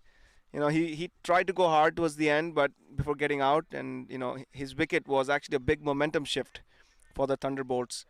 They were looking good, the Master Blasters, until Nisarg got out, but he could have picked up the scoring a little bit. The experiment Khalid not working out, just 3 of 6. But Sant, honestly, really felt like he was trying to heave every ball, and I felt the plan was kind of missing. And finally, Preethu, like I said a few times before, came a bit too late. Did not have as many balls to face, just faced 7 balls and made really good use of it, scoring 16 runs at a strike rate of 228. And the 2 boundaries he hit were both sixes. Again, something for the Master Blasters to consider as they go ahead and they're trying to find the best combination in the rest of this tournament. But I think the home team, the Thunderbolts, is going to be they're going to be very positive about this. They'll be confident that they can chase this down. Absolutely. For them, it has been obvious that their top 4 has been their prime stay in batting. They had an off day yesterday, and you can't expect them to have an off day every day, considering these are the home conditions. And if even 2 out of the 4 or 3 out of the 4 get going, this is going to be an easy total to overcome, and they can make a. But that said, we saw there's a lot of variety in the Master Blasters bowling, and if they can apply themselves, that would be good. I would say that this is the kind of total which can sometimes be extremely tricky for a chase. When you're chasing a big one, you clear in your head, you go for big shots, they come off, and sometimes it's not as difficult as chasing a tricky total like this because you don't know in what pace you should go about it. So we found that same thing happened yesterday. Andrea starting well, but then his wicket sort of putting a bit of doubt in other batsmen, and then suddenly they lost a few wickets, and they made a heavy weather of a chase that should have been pretty easy. So that will not be lost on the Master Blasters as they come back today. They would definitely want to squeeze using their slow bowlers, but if the batsmen out there in Thunderbolts dugout, if they can keep their running going and not look at just the big shots, they can fairly easily topple that. I'm going for a rather easy victory for Thunderbolts today, at the risk of calling a game which which one should never do. But I just feel that it seems like they might just be able to do that comfortably today. Looking at one of the things that I was noticing again, Cody Shetty carried his bat through today. Asad did that yesterday. You said that wickets in hand means nothing at the end of the game like this, especially in T20 version. They need to capitalize on that one. So while their batsmen are carrying their bat through, playing, those mean nothing. At the end of the day, I guess that those end up having a negative effect more than having a positive one. So that's something they got to think about, because they haven't yet chased a game on this tournament. They have batted first in all the games, and somewhere they're struggling to set up a total. But if they have to ever go and chase another game, they will have to find another gear if they have to chase a slightly more higher total against this thing. So they have something to think about. And I totally agree. After that kind of a start, Prithu Viskota should have been on top. He and Cody right on top. I mean, he and Nisarg on top. So probably would have given them additional 20, 30 runs to play with. So a lot to think about. They still seem to be an unsettled side. They're still finding, and that can happen when you've not put a point on the board. The points table has its own set of pressure that it brings in. So I hope they can take something out of that batting performance. Still half the game to be played. They can make a match of it. I'm excited to see what it unfolds. Yep, I think you raised a very good point there about them having batted first every single time. And, having played the game myself, sometimes it's very hard to judge what a good score is. And it could be a case where they're not able to pace themselves appropriately. They don't know what a par score is. It also comes down to the combination, which you can see that, today we're saying, based on the data, retrospect being a wonderful thing, of course. Preetu should have batted up. And I said retrospect, but honestly, yesterday, Preetu batted really well yesterday too. He was the only guy, if I remember correctly, that batted at a strike rate of above 100. So, clearly early thinking. There's some analysis that the Master Blasters need to put into that, and get that combination going. But like you noted, Shield, they have the talent. They have people who can clear the boundary. You've seen that a couple of times. It's just about shot selection, that match awareness, about knowing when they need to go hard, when they need to go for the singles. And you could see once they had that partnership going, the first wicket partnership between Nisarg and Cody. Once they laid the foundation, and they started slow, they were going 10 overs, 4 per over, but once they got there settled in, they started to play some good shots. They showed their range of strokes, and all of a sudden they upped the ante. They went from like 10 overs 40 to around 12 overs 66. Was looking really good, but then credit to the Thunderbolts for pulling that back. I think it was some really good bowling. So just going through the order then, some really good bowling by the spinners. Harmeet, the captain, leading from the front, 4 overs 9 runs 1 wicket. Abir, once again, continuing on the good work from yesterday. He gave away just 14 runs yesterday, took 2 wickets. Today, 18 runs and 1 wicket. Good support from Funny and Shadley, the faster bowlers. I think I was particularly impressed by Funny with those slower balls. He kind of honestly reminded me of the way Mustafizur Rahman from Bangladesh bowls, with those skillful off-cutters, and the way he was able to land them in the same spot. He kept the batsman guessing. So really good skill on display for the Thunderbolts. And like you said, though, Shield, like these low-scoring games can be the most tricky ones, because sometimes you feel it's your game to lose, and you start to get into your shell a little bit. You get a little defensive, where and you play, fewer shots than you should. So it's going to be interesting. I would still like, I agree with you. My money is on the home team to rake in another win today, but it's not going to be easy. I think they're still going to have to pace themselves really well, and they're going to have to play good cricket to win this one, because the Master Blasters showed yesterday that they were capable of defending a score of 100. They at least made the home team work really hard, because they were reeling at 55 for 5 chasing a score of 100. One of the important battles I'm looking forward to is Zadran versus Andreas, because yesterday they had a bit of a back and forth going on. Zadran bowled a really good ball, and it was a nip backer. Took the middle of middle. It was a beautiful ball. Not much Andreas could have done, but there was a bit of banter. All part of the game. I think that's one of the beauties of this game. I'm really looking forward to that, and other battles within this battle of a match. But wonderful first inning so far. I hope the viewers are having a great time. So for your commentators, we're going to take a quick break, and so that we are energized and ready for the second innings. We'll be right back, guys. Thanks.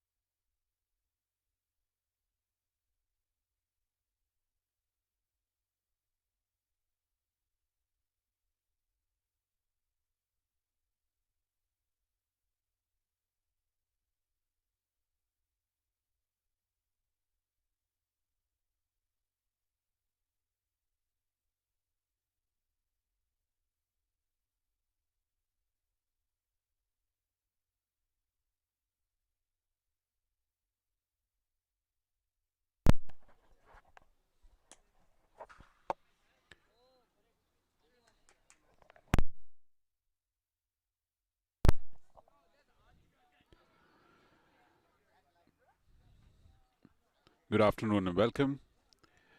As the umpires make their way back to the ground, we are back for the second innings of this league match between Hollywood Master Blasters and Seattle Thunderbolts. Just to remind you of the action, Hollywood Master Blasters scored 108 for 3 in their stipulated 20 overs. And it's for the Thunderbolts now to chase and get started with their chase. The Toyota Minor League Cricket is this is the first edition of this championship, and we've got 27 teams. The league is divided into two provinces, Pacific and Atlantic, and each of the provinces have got two further geographic conferences of Eastern, Central, Southern, and Western. Today's match is part of the Pacific Conference and Western division. On the points table coming into this game, Seattle Thunderbolts are placed at number 4 in their division with 8 points, and Hollywood Master Blasters are yet to get a point on the board, and they're placed at the bottom of the points table. So a lot to play for both the teams. While there's a lot of cricket still to be played in this tournament, every game, every point scored on the points table augurs well for each team. So Seattle Thunderbolts looking forward to capitalize on the home advantage. This is their second consecutive weekend playing at home before they are on the road from next weekend again. And Hollywood Master Blasters would like to probably it's always great to get some points while being on the road. And in their case, if they get a point today, it will be the first one. So they would certainly want to get their journey started in the MILC this season. Coming back to this game, the weather right now is getting a little warm, and excuse me on that one. And we are expecting a temperature to go up, as we said in the morning. Right now it's about 79 degrees with a humidity of 61%. So the batsmen, the players out there will be feeling some degree of heat. We can already see both the teams are on the ground. The batsmen from Thunderbolts are Andreas Gauss and Jagrup Raina. They have kind of got settled on that opening combination for the last few games since that wonderful 200 run score that they set up last week. And they're going with that tried and tested combination of Jagrup and Andreas. From the side of Master Blasters, it's not a surprise to see Khalid Zadran starting the attack. He's their mainstay, and as before going on the break, Rance had pointed out, that would be a rivalry we are all excited to look forward. We will be curious about how Khalid goes against Andreas. So Andreas on strike. I'm joined again by my colleague Rance here for the commentary to take you through for the chase of Thunderbolts. Welcome, Rance. Thank you, Sheil. Welcome back to all our audiences as well. Sadran's teaming in. Starts off with the wide. So yeah, Sheil, like you mentioned, it's going to be very interesting to see how this rivalry plays out. Zadran will be looking to produce a similar ball that he did yesterday, just hitting the right lines and lengths and let the ball and the pitch do the rest. He had a bit of a nip backer yesterday. Here comes Zadran. Good ball that time. A bit of width, but Andreas a little tentative, as most batsmen are early on in their innings. But Zadran will be encouraged by that ball. Still a bit wide though. He's going to want to bring that back a little closer to the batsman That's a good shot. We were talking about the rivalry, and that's a 6. That's Andreas. Goes for you guys. Ladies and gentlemen, that's a beautiful shot. Pitched up, hit through the line. Such a clean striker of the ball. He has a wonderful balance about his batting. A mere extension of the arms and the ball going a long, long way. And those are the first runs of the bat. Beautiful stuff by Andreas. Going to be very interesting to see how Zadran reacts to that. He's brought the fielder from deep square leg into the circle. Good ball, good comeback there by Zadran, and to Andreas' credit, well played. Good start so far for the Thunderbolts. That's 6 and the wide in that over. Already looking at a score of 7. It's a good start in a low-scoring game. These starts can make a big difference. Good ball once again by Zadran. Not venturing with those full balls anymore after Andreas thumped that 6 over long on.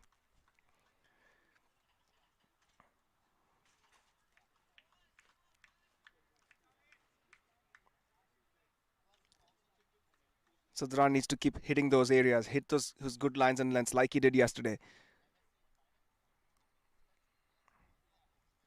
This bit on the shorter side. What a beautiful pickup shot there by Andreas. Thick outfield, so it's not going to make it to the boundary. But they'll get 2 runs, but that was a beautiful pickup shot. Slightly short. It wasn't it wasn't that short at all. But really well done by Andreas. Oh, that's his signature way of playing. He's aggressive right up top. He's got a good measure of how to cash on the close-in fielders from the power play, and he can add a lot of force on his shots. Once again, Khalid Zadran this time shot, and he plays this time up in the air. No half measures there. He's going right up through the shot in the air above the gully region. There's nobody there on the boundary, and another 4 to add to Andreas' score. Like I said, I mean, there's no half measures in his batting. It's power play. He knows that, and he's playing the shots in the air clearly to cash on the power play here. So the end of the first over, an eventful one, and it's 13 for no wicket.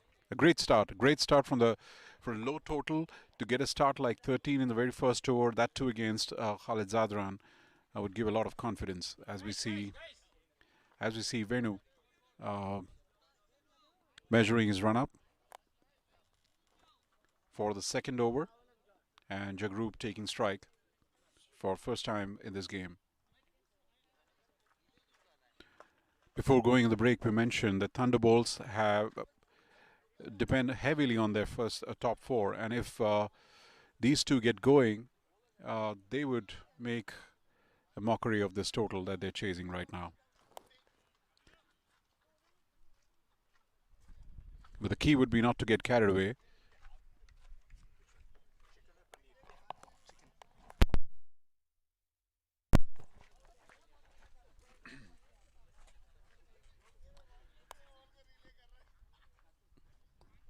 They're taking their time to set the field here. Of course, that first over has put a lot of pressure back on Master Blasters to think about as Jagrup takes his strike for the first time. Venu coming in. And Jagrup too takes on from where Andreas is left. A shot played straight off the ground, and it was fielded on the boundary. And a quick single taken on the very first ball. Khalid Zadran doing the fielding, and the batsman looking positive today.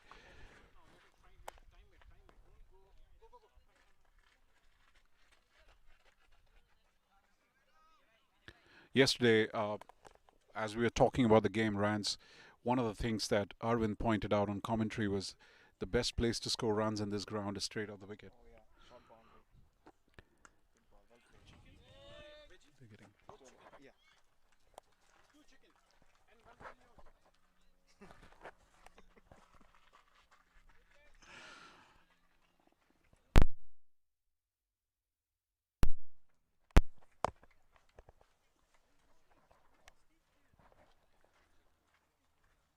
Venu was not so effective yesterday in the bowling, so it would be interesting to see how he goes about his bowling today. This time outside the off stump, Andreas pushing it into the ground and quickly crossing across for a single.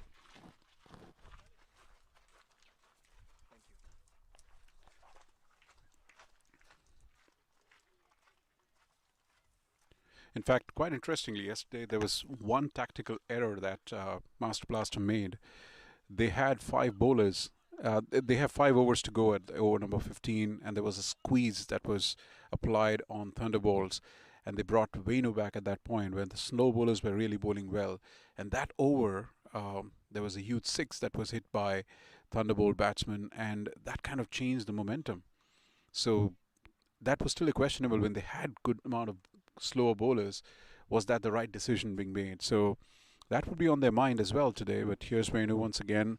Good ball outside the off stump. Jagru playing on the ground. It's a heavily populated cover point region out there. There are 2 fielders lurking out there, and they do the fielding, no runs. 15 without loss. Brisk start to say.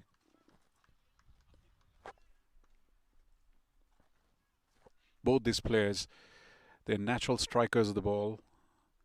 They're not, once again, forcefully played, but again, the outfield has the better of it. The ball not going any distance, fielded the mid-off by their fielder. And just a single. 16 without loss.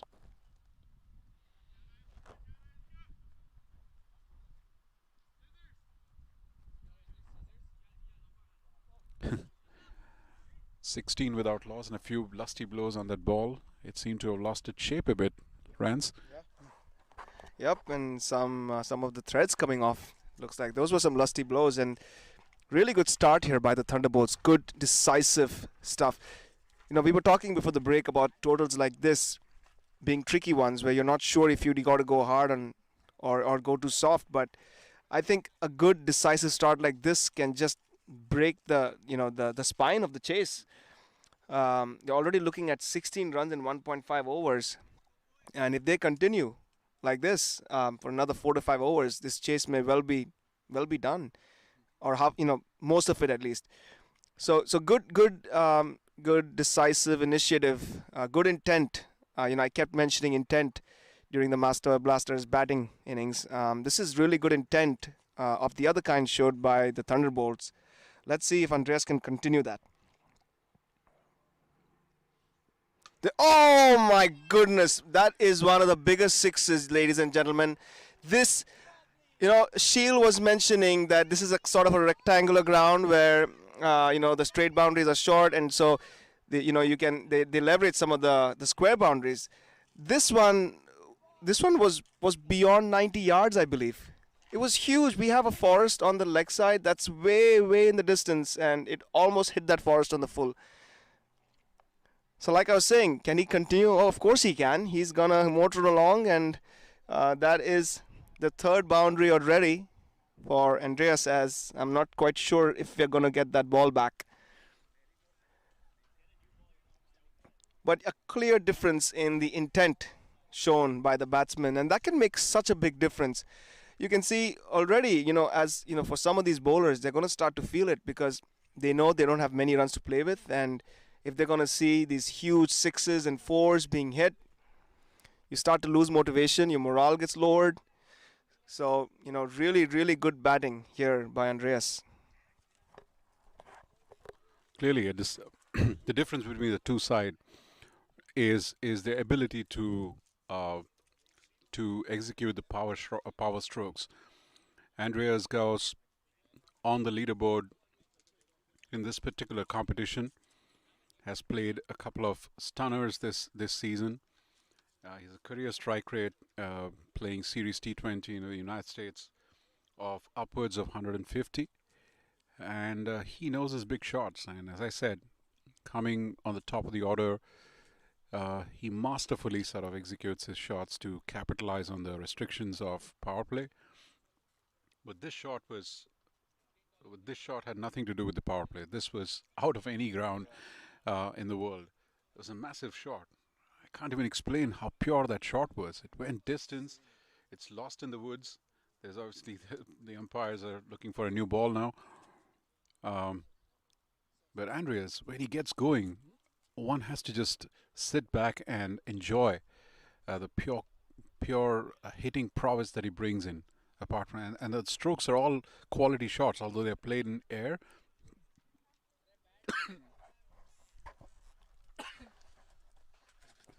Yes, continuing some of the thoughts of Shield there. Yeah, these are just pure cricketing shots. Beautiful to watch. And nobody's going to catch those. Like Shield mentioned, those are sixes on any ground because there's no ground where you have 90-yard boundaries.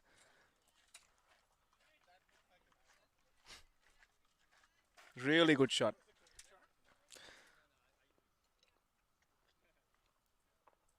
Andreas has looked really, really good through this tournament. He missed out yesterday in the first innings, got a really good nip backer from Zadran, but today he's showing his full range of shots. He's continuing on the good work he's done so far for the Thunderbolts. And dare I say, if he lasts for a few more overs here, this innings could be done in a jiffy.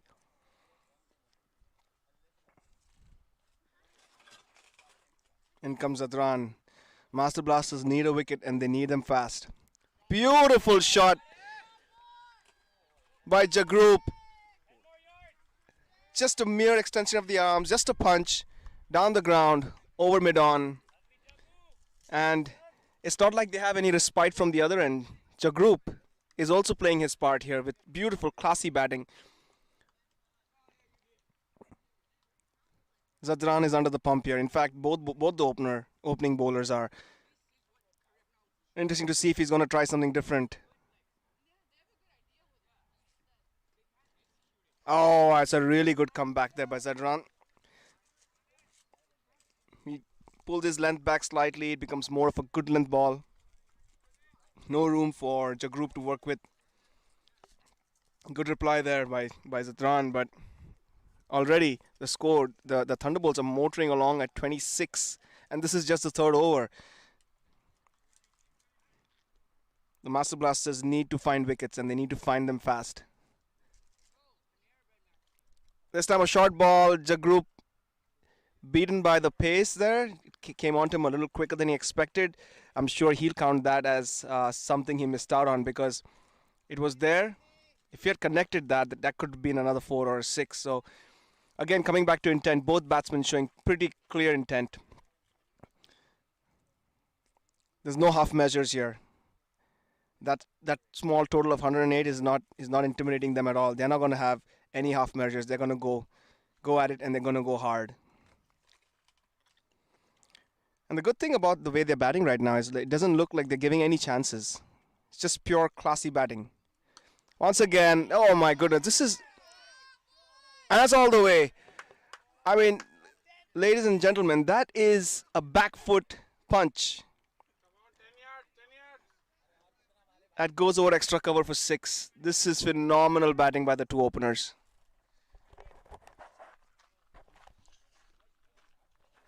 Absolutely.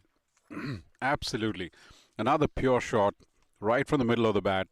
Sailed across the boundary line for a massive 6 over the cover boundary. Zadran once again and again lifted up. That's a pickup shot.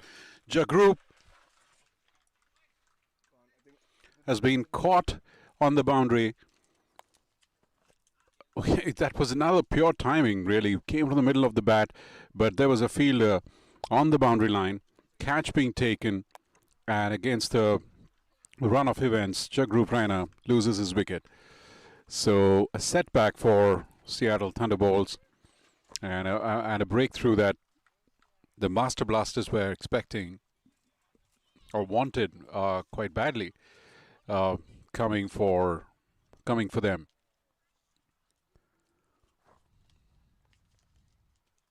From where we are sitting in the commentary position, we have the side screen next to us. The only blind side that we have, that catch was taken there. So it was for a moment of suspense for us whether it had crossed the boundary line or there was a catch. That makes the proceedings a bit interesting now, as it's 32 for 1, and we are in the third over. Both the openers were going at a express clip out there, scoring at will, playing some audacious shots, both sides of the wicket. Even that shot, as I said, was very well timed. In fact, too well timed that it sailed across to the fielder. A little less on that probably would have fallen short, or a little more power, it would have taken it over the boundary line. But then cricket is the game of those decimals in which decisions get made. But it's again that man, Khalid Zadran, who's given the breakthrough for Master Blasters.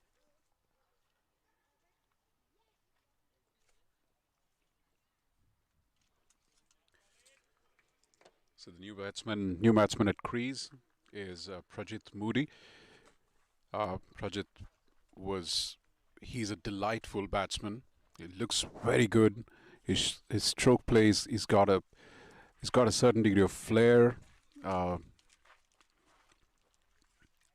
Very technically correct batsman, and a good foil for someone like Andreas, who's got a lot of power in his batting. So, and Prajit played a good hand yesterday in that paltry score total that they had to chase. For the brief stint that he had at the crease, he was looking completely in control of his game.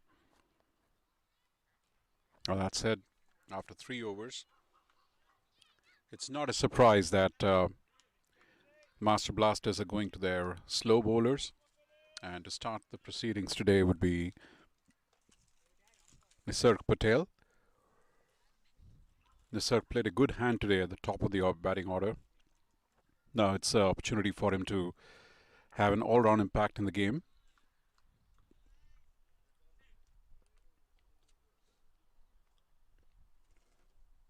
He had a 2 for 20 bowling performance yesterday in his 4. Andreas. Clear, if there was any doubt about his intentions, is making it aptly clear that he's going to go for his shots no matter what. Once again, this was a slightly short. He rocked back and hits it over the long on, over the mid-on fielder, the long on boundary for 4.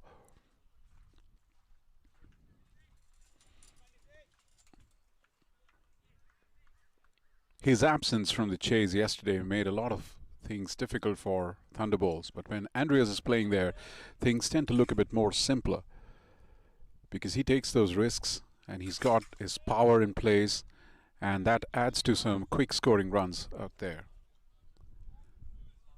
That particular ball was pushed towards the cover point, and a quick single taken. Here's Nisarg Patel once again. Prajit Moody reaches out, plays a defensive prod towards the gully. The fielder does the job there. No run taken.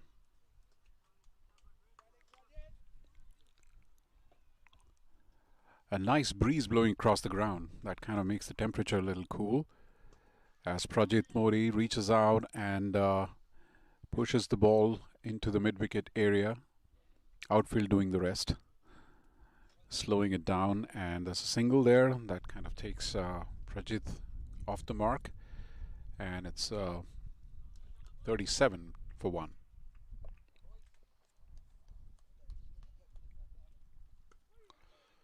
That's a good ball. That was ball at an unplayable length, and that's the length that puts doubts in the batsman's mind whether to go front or back.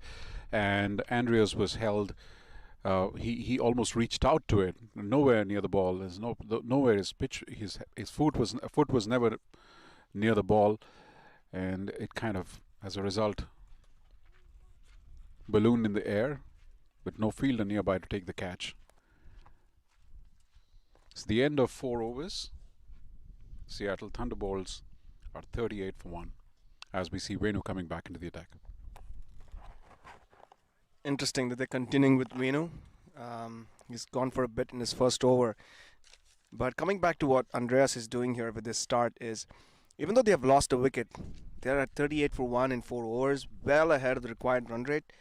And so somebody like Prajit can come in, play a few balls, get his eye in, and then start to expand his own range. So that's the kind of value that kind of stroke making can have for a team. Let's see how Venu does here. Short ball in the air. Just falling short there. Good shot by Prajit, but he almost picked out the fielder there. But looking like, the Thunderbolts batsmen are able to time the ball from the get-go, which is, sort of expected given this is their home conditions. But clearly you could see when the Master Blasters were batting, they were finding it pretty hard to time the ball and work it around. Good ball there. Venu went for 9 runs in his first over. Coming back well here with 2 dot balls.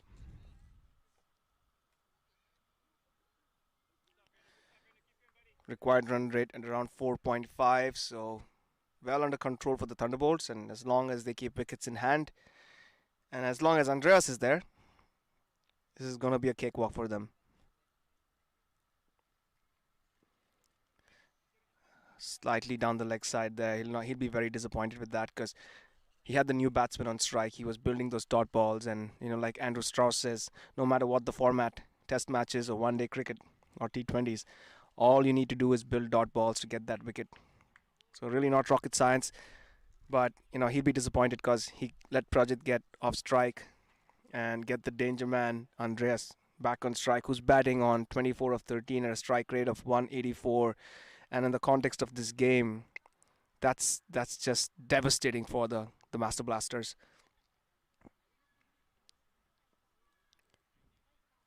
Venu running in. This time, edged, but as they say, fortune favors the brave. He threw the kitchen sink at that. There's no half measures like we've been saying repeatedly with Andreas. He hit that so hard, there's no way it was going to go to slip. And he gets gifted with the boundary there. Things not working out for Venu. Got a feel for him. But that's the way sometimes things go in cricket. You do everything right sometimes, the batsman gets an outside edge and it still goes for 4. Sort of a moral victory there for the bowler though, I would say.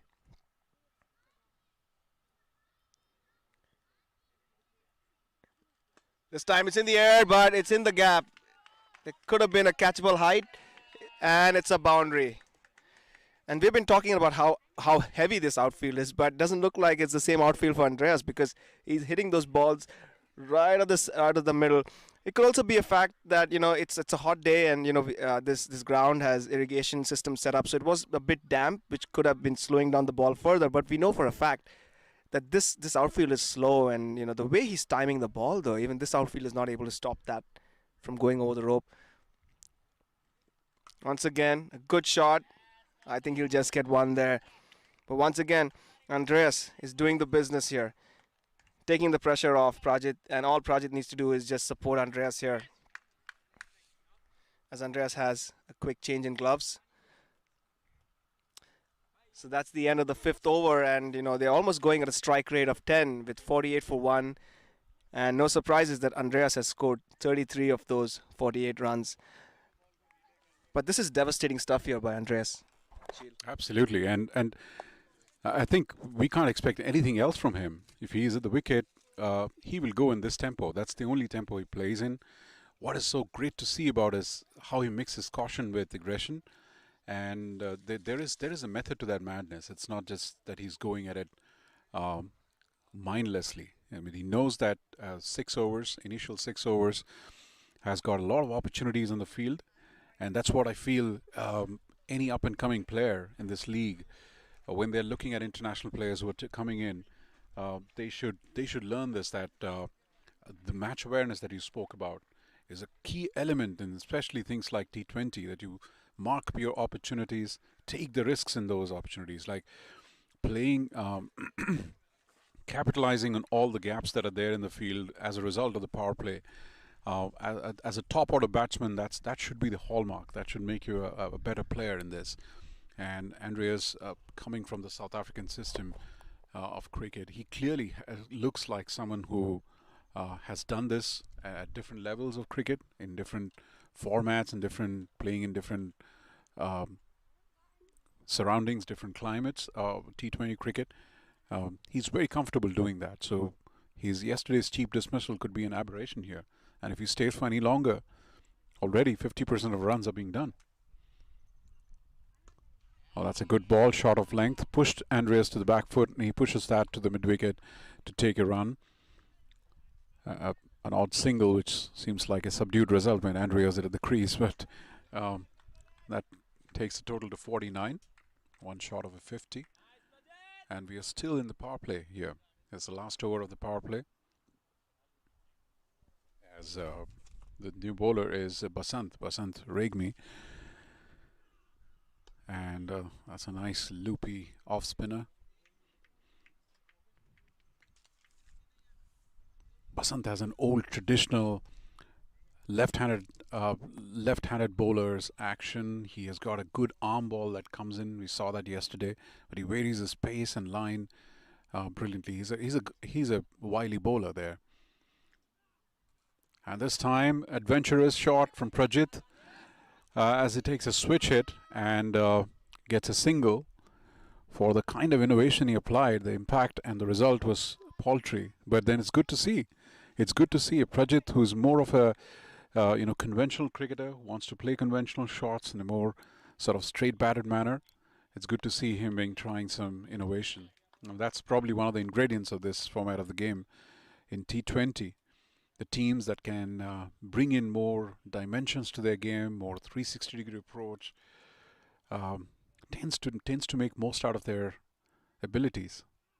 Yes, once again, and Andreas, well, he knows it just one way. He's clubbed that over the mid-wicket fence for another 6.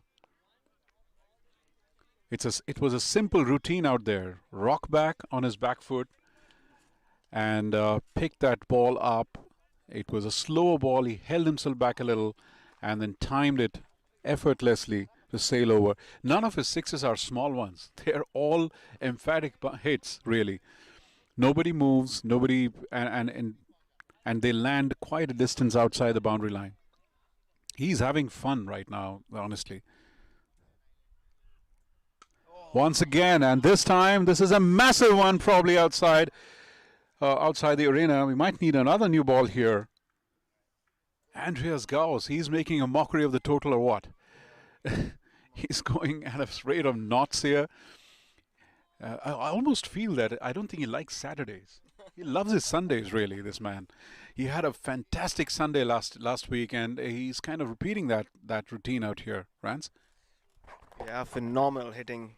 And like you mentioned earlier, Sheila, I just want to bang on that topic again, or bring up that topic again, that, there's a method to this madness. You can see whenever the ball is not in his range or in his arc, he plays a good shot, he tries to rotate the strike, but whenever it's in that zone, he goes 120% at it, and it's out of the ground. I mean, these are some of the biggest sixes you will see. These are not small. They're not just crossing the boundary. They're going over and beyond the boundary by, 10 to 20 yards. Amazing batting here, and we're already looking at a score of 62 for 1. The Master Blasters are under tremendous pressure. They need some sort of a miracle now. They need to get Andres out, and they need to get him out now. He's batting on 46 as we speak of just 19 balls. I mean, that's going to be a really fast 50, close to some of the fastest 50s you'll see in T20 cricket. At the same time, on the other hand, Project should just throw caution to the wind, and he needs to just batten down the hatches and support Andreas. He doesn't need to take any risks. I know you mentioned, Sheel, in the last over, it was nice to see that reverse sweep, but I have to flip it around and question that kind of shot selection. Like you said, he got just one run out of it.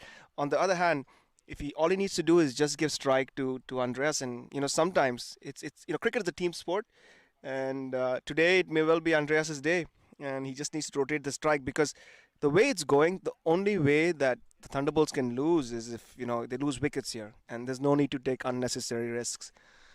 But having said that, even Project is looking good. He's taking his time. He's on 2 runs of 8 balls. Of course, he's been afforded that time thanks to the devastating batting of Andreas. And we have a bit of a pause in play, as Sheel mentioned, because this ball has again gone into the forest.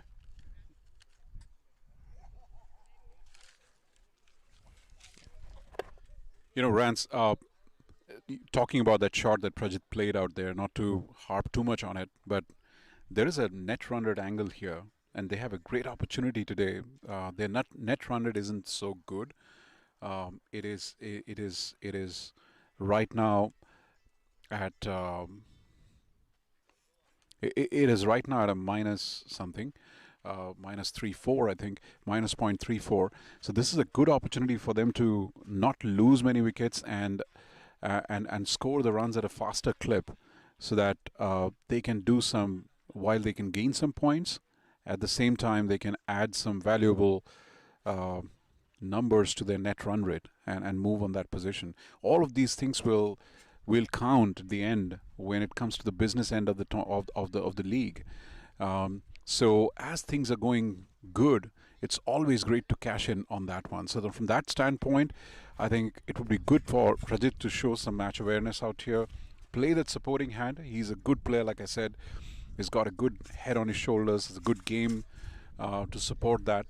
And with Andreas in that form, all you can do is occupy the best spectator seat on the non-striker end and watch him do his magic. Good point, Sheil. That's a very good point, actually. In the while these games are like battles, there's a war at stake here, and the war is the overall standings. And with all these teams so closely matched, it may well come down to run rate. So fair point. I acknowledge that that the run rate aspect is there, but look at Andreas. What Andreas is doing, though. I mean, with the way he's going, looks like they'll be chasing this down really quickly. Can he continue, though? Once again, this time going for the sweep shot. No run in that case. Good bowling there by Basant, slowing it down.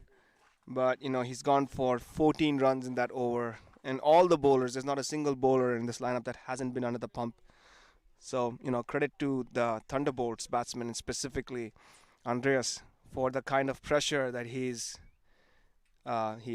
putting on these bowlers. Score is currently 62 for 1 in 6 overs. We're already more than halfway through. So far, it's just Nisarg who's looked the pick of the bowlers. Just 1 over for 6 runs, but everybody else has gone for 9, 11, and 14 runs per over. So Nisarg looks like the guy, to go to, and he is rightfully so continuing as the umpire signals the end of the power play. No, I don't think it's going to matter, though, for Andreas. Power play or not, this guy's clearing the boundary. It's not like he's just chipping it over the infield. He's smashing them out of the park. Let's see what Nisarg has in mind here. I'm also very interested to see how Prajit handles this situation here. Good technical shot there. Well bowled by Nisarg. No run. Still need 47 runs in 14 overs at a required run rate of 3.36. Very much under control, and this time slightly like side-ish. Good shot. That was really good shot selection in that case, and beautiful running. Now, is he going to make it, though? Waiting for the umpire signal. Doesn't look like he's going to give it. That was a close one. But once again, coming back to the topic of intent, I felt the Master Blasters could have shown a bit more intent in their running between the wickets. This ball was just, deflected. It wasn't hit very hard or anything. But they still managed to pinch 2 there, which, given the way they're going, it's really admirable that they still are focusing on the basics. They're still looking for those 2s. They're trying to pinch those extra singles. So everything looking right for the Thunderbolts right now. Very good to see this. Yesterday, this was probably one of the areas that Thunderbolts would have gotten spoken about. Their top order batsmen went running very well when things were a little tough. They lost a few wickets and boundaries weren't coming in. At that point, I think there were a few instances where singles were taken where there could have been at least a push for 2, and they showed that urgency towards the end when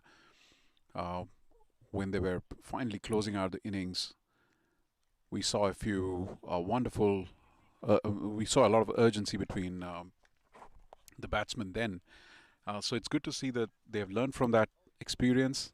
And Prajit is showing that urgency, and that helps a lot, especially when there's no run. They pick up a run out of that. Beautiful bowling by Nisarg out there. This is what they did very well yesterday, the slow armers. They had their variations mixed, but But yesterday there was the additional situational pressure that they had going in favor of them. Today that's not the case. The Thunderbolts are well placed, and while this was well bowled, they were outside the stumps, not causing much of a concern for the Seattle Thunderbolts. So another end of the over, this time over number 7, and the score is 64 for 1.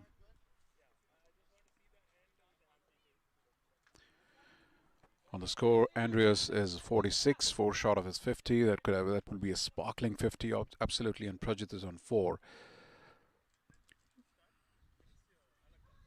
Like I mentioned, Rance, Prajit is afforded that luxury of taking his own time today. His role is pretty clear out here. Just make sure that they don't lose any more wicket, and make sure that Andreas gets the opportunity to strike as big as possible. Absolutely, point well made there, Sheil. He's batting on 4 runs of 14 balls, but the way I look at it is he's getting some good time in the middle. He's been afforded that time because of the destruction caused by Andreas from the other side. He's batting on 4 of 14, but the score, we're motoring along at close to 10 and over. Really, that last over from Nisarg was the best over of the innings, just 2 runs. What the Master Blasters really need to do is take a leaf out of that bowling effort and try to reproduce that. This over is very important, and Basant needs to follow through on what Nisarg has done. The chase is more than halfway done, but in the game of cricket is very funny. You never give up until the last ball is bowled, and so all the Master Blasters can do is keep trying, keep doing those basics right, like Nisarg did in the last over. And you never know, you get the wicket of Andreas here, and it may just open the floodgates. But at the moment, Andreas looks like he's put a price on his wicket. He's batting very, very intelligently, showing how good a batsman he is, how good a seasoned campaigner he is.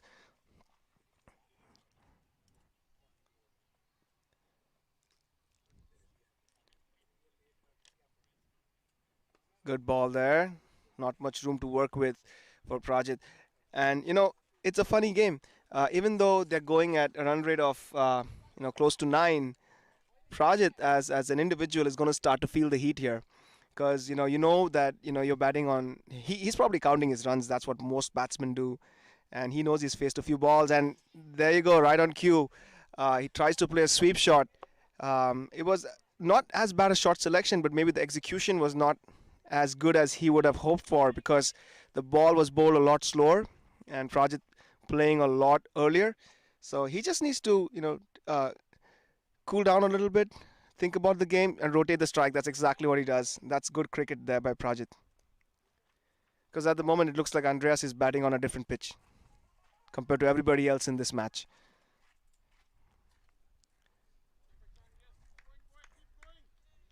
Some words of encouragement coming to the bowler from the boundary. That's all they can do. They just got to, encourage their bowlers, the fielders, just fight to the finish. That's all you can do.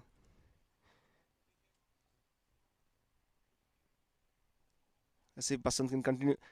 As Andreas comes down the track, well bowled there. That was well bowled. He dropped it. He pulled the length back, noticing the batsman coming down the pitch. And that's a good over there by Basant.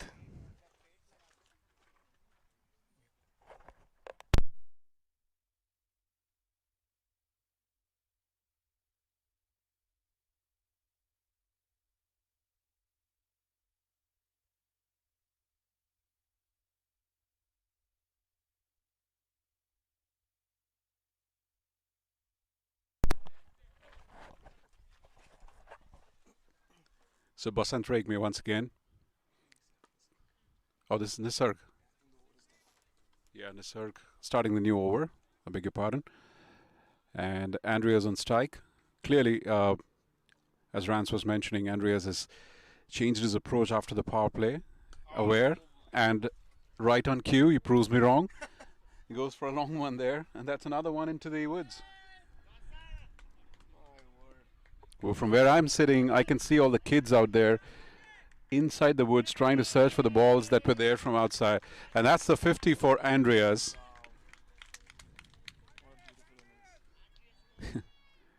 He's done some damage to the ball makers today. There's a few lost in the woods, but that's a fantastic 50.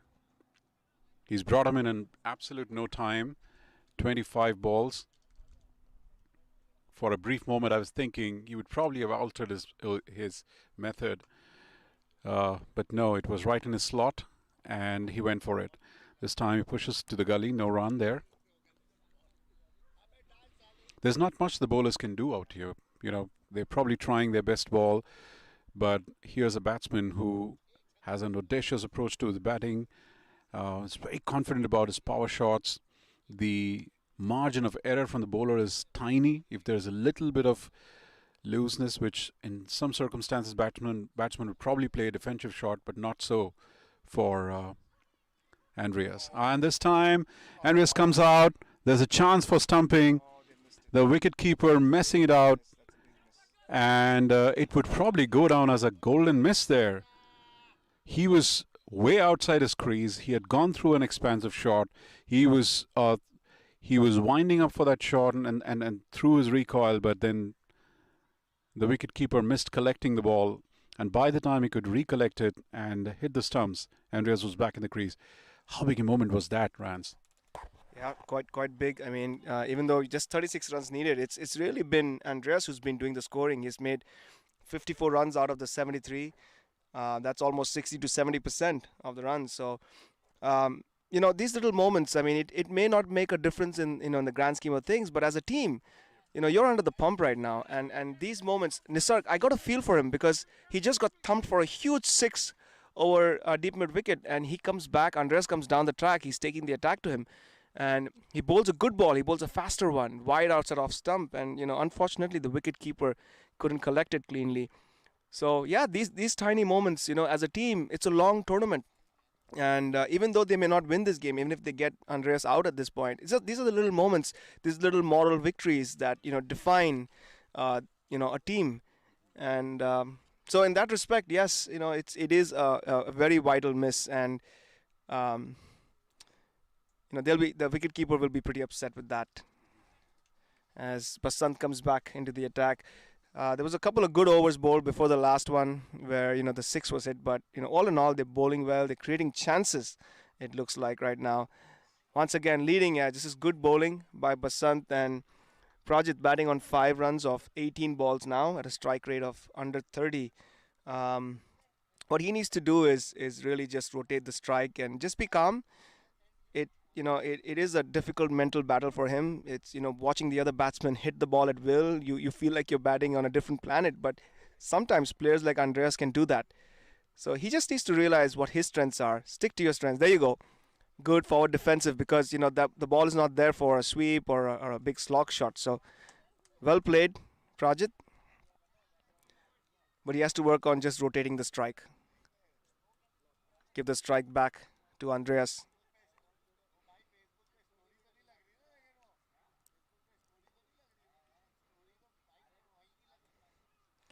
A reverse hit, ambitious, no run. I have to say that's a risk he does not want to take right now. He's batting on 5 runs of 19 balls now.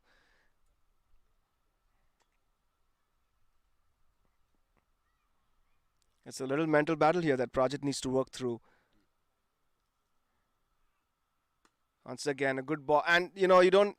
Well, gets lucky with that. There was a misfield, but really, the fielder should be backing the good work here, but done by the bowlers. Oh, beautiful bowling by Basant. Every single ball he is trying something different. He understands there's a pressure that's building on Prajit's mind, which is unnecessary. He doesn't have to really do anything. There is nothing expected out of him today other than just being there. So for him to try a reverse hit or trying to force himself or now coming down the wicket to score a shot, it isn't needed. If there's a good over coming in, he's quite well within his right to just defend all the 6 balls like a test match and give it back to Andreas to finish the job. So yes, I think it's a little learning curve out there for young Prajit as Basant comes in once again, and this time well played. He came in down the wicket. It was a short of length ball. The bowler had pulled the length back, and he came down to make it and defended the ball back to the bowler. Well played. So it's a Nisarg Basant combination at work right now. I guess they're 2 best bowlers from yesterday. We also had Ajay Madi yesterday. We have not seen him yet in the attack.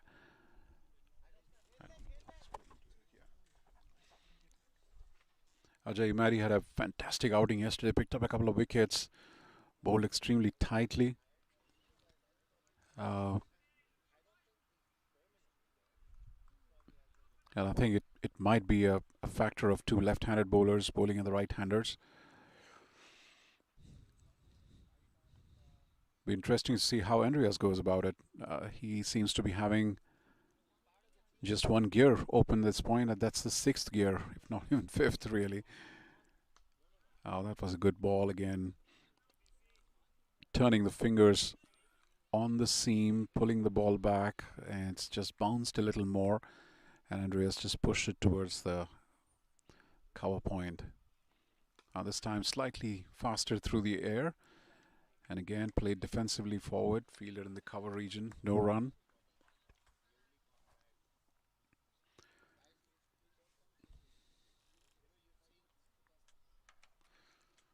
And once again, a little short. Like I said, it's the margin of error is stop, and it's been caught on the boundary line.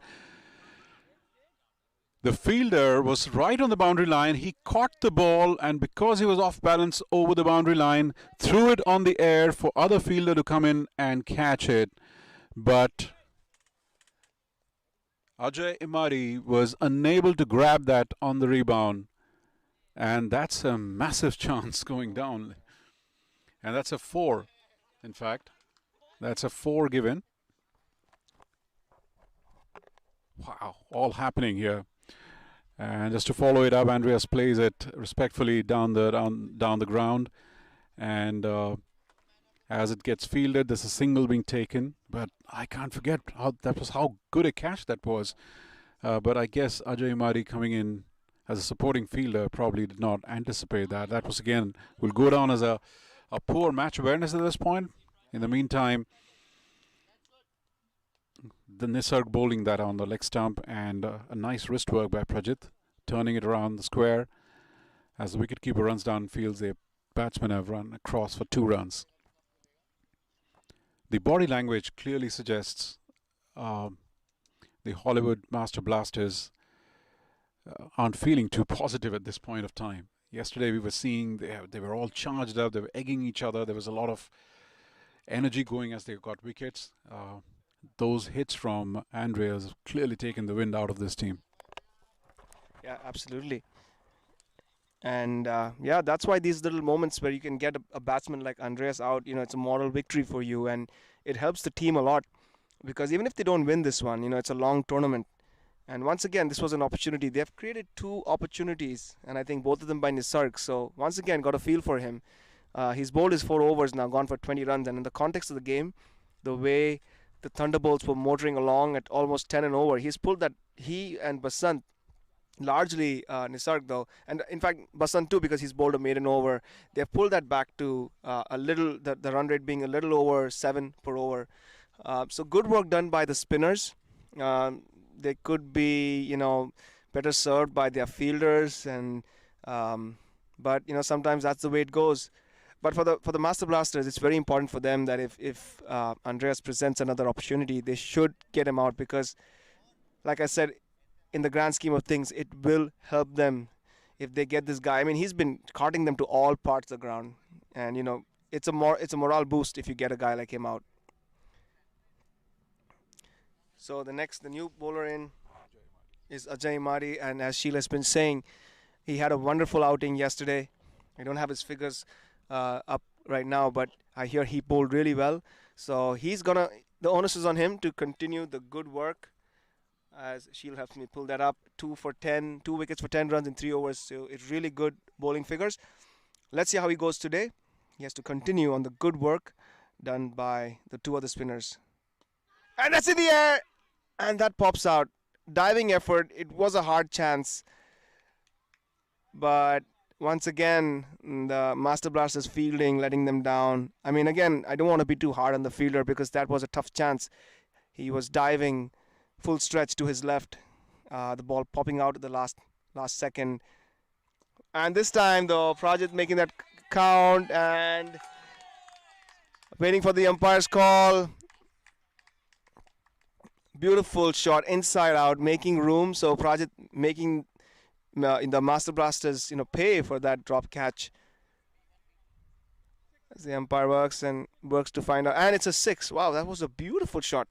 He did not hit that with a lot of power. It was just pure timing, Shield. Absolutely. And Prajit finally, I'm sure that would settle his nerves. He was looking a bit antsy about not being able to push the score for himself. And that's a good ball again for Ajay Madi. He's that kind of bowler who pulls the batsman out towards by bowling the length a bit short.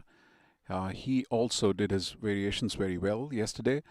He started well today, but that 6 would have dented a bit of his confidence, but he seems to have gotten back to the groove in the last 2 balls. Again, Prajit doing well, playing defensively towards the short fine leg, and no run taken.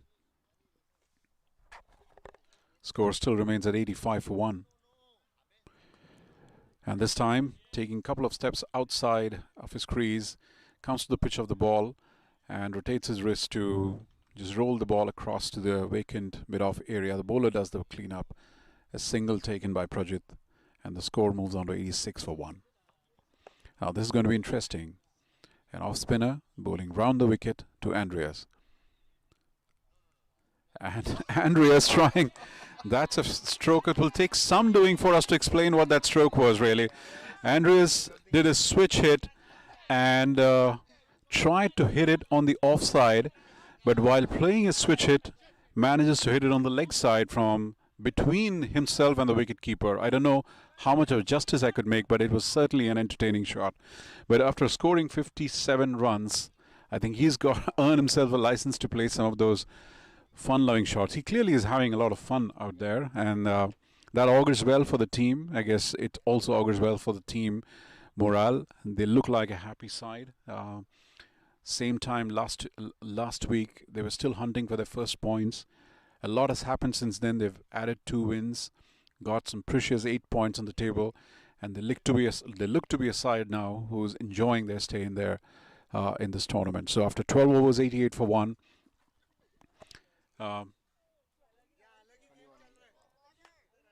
It's only 21 needed now from 8 overs.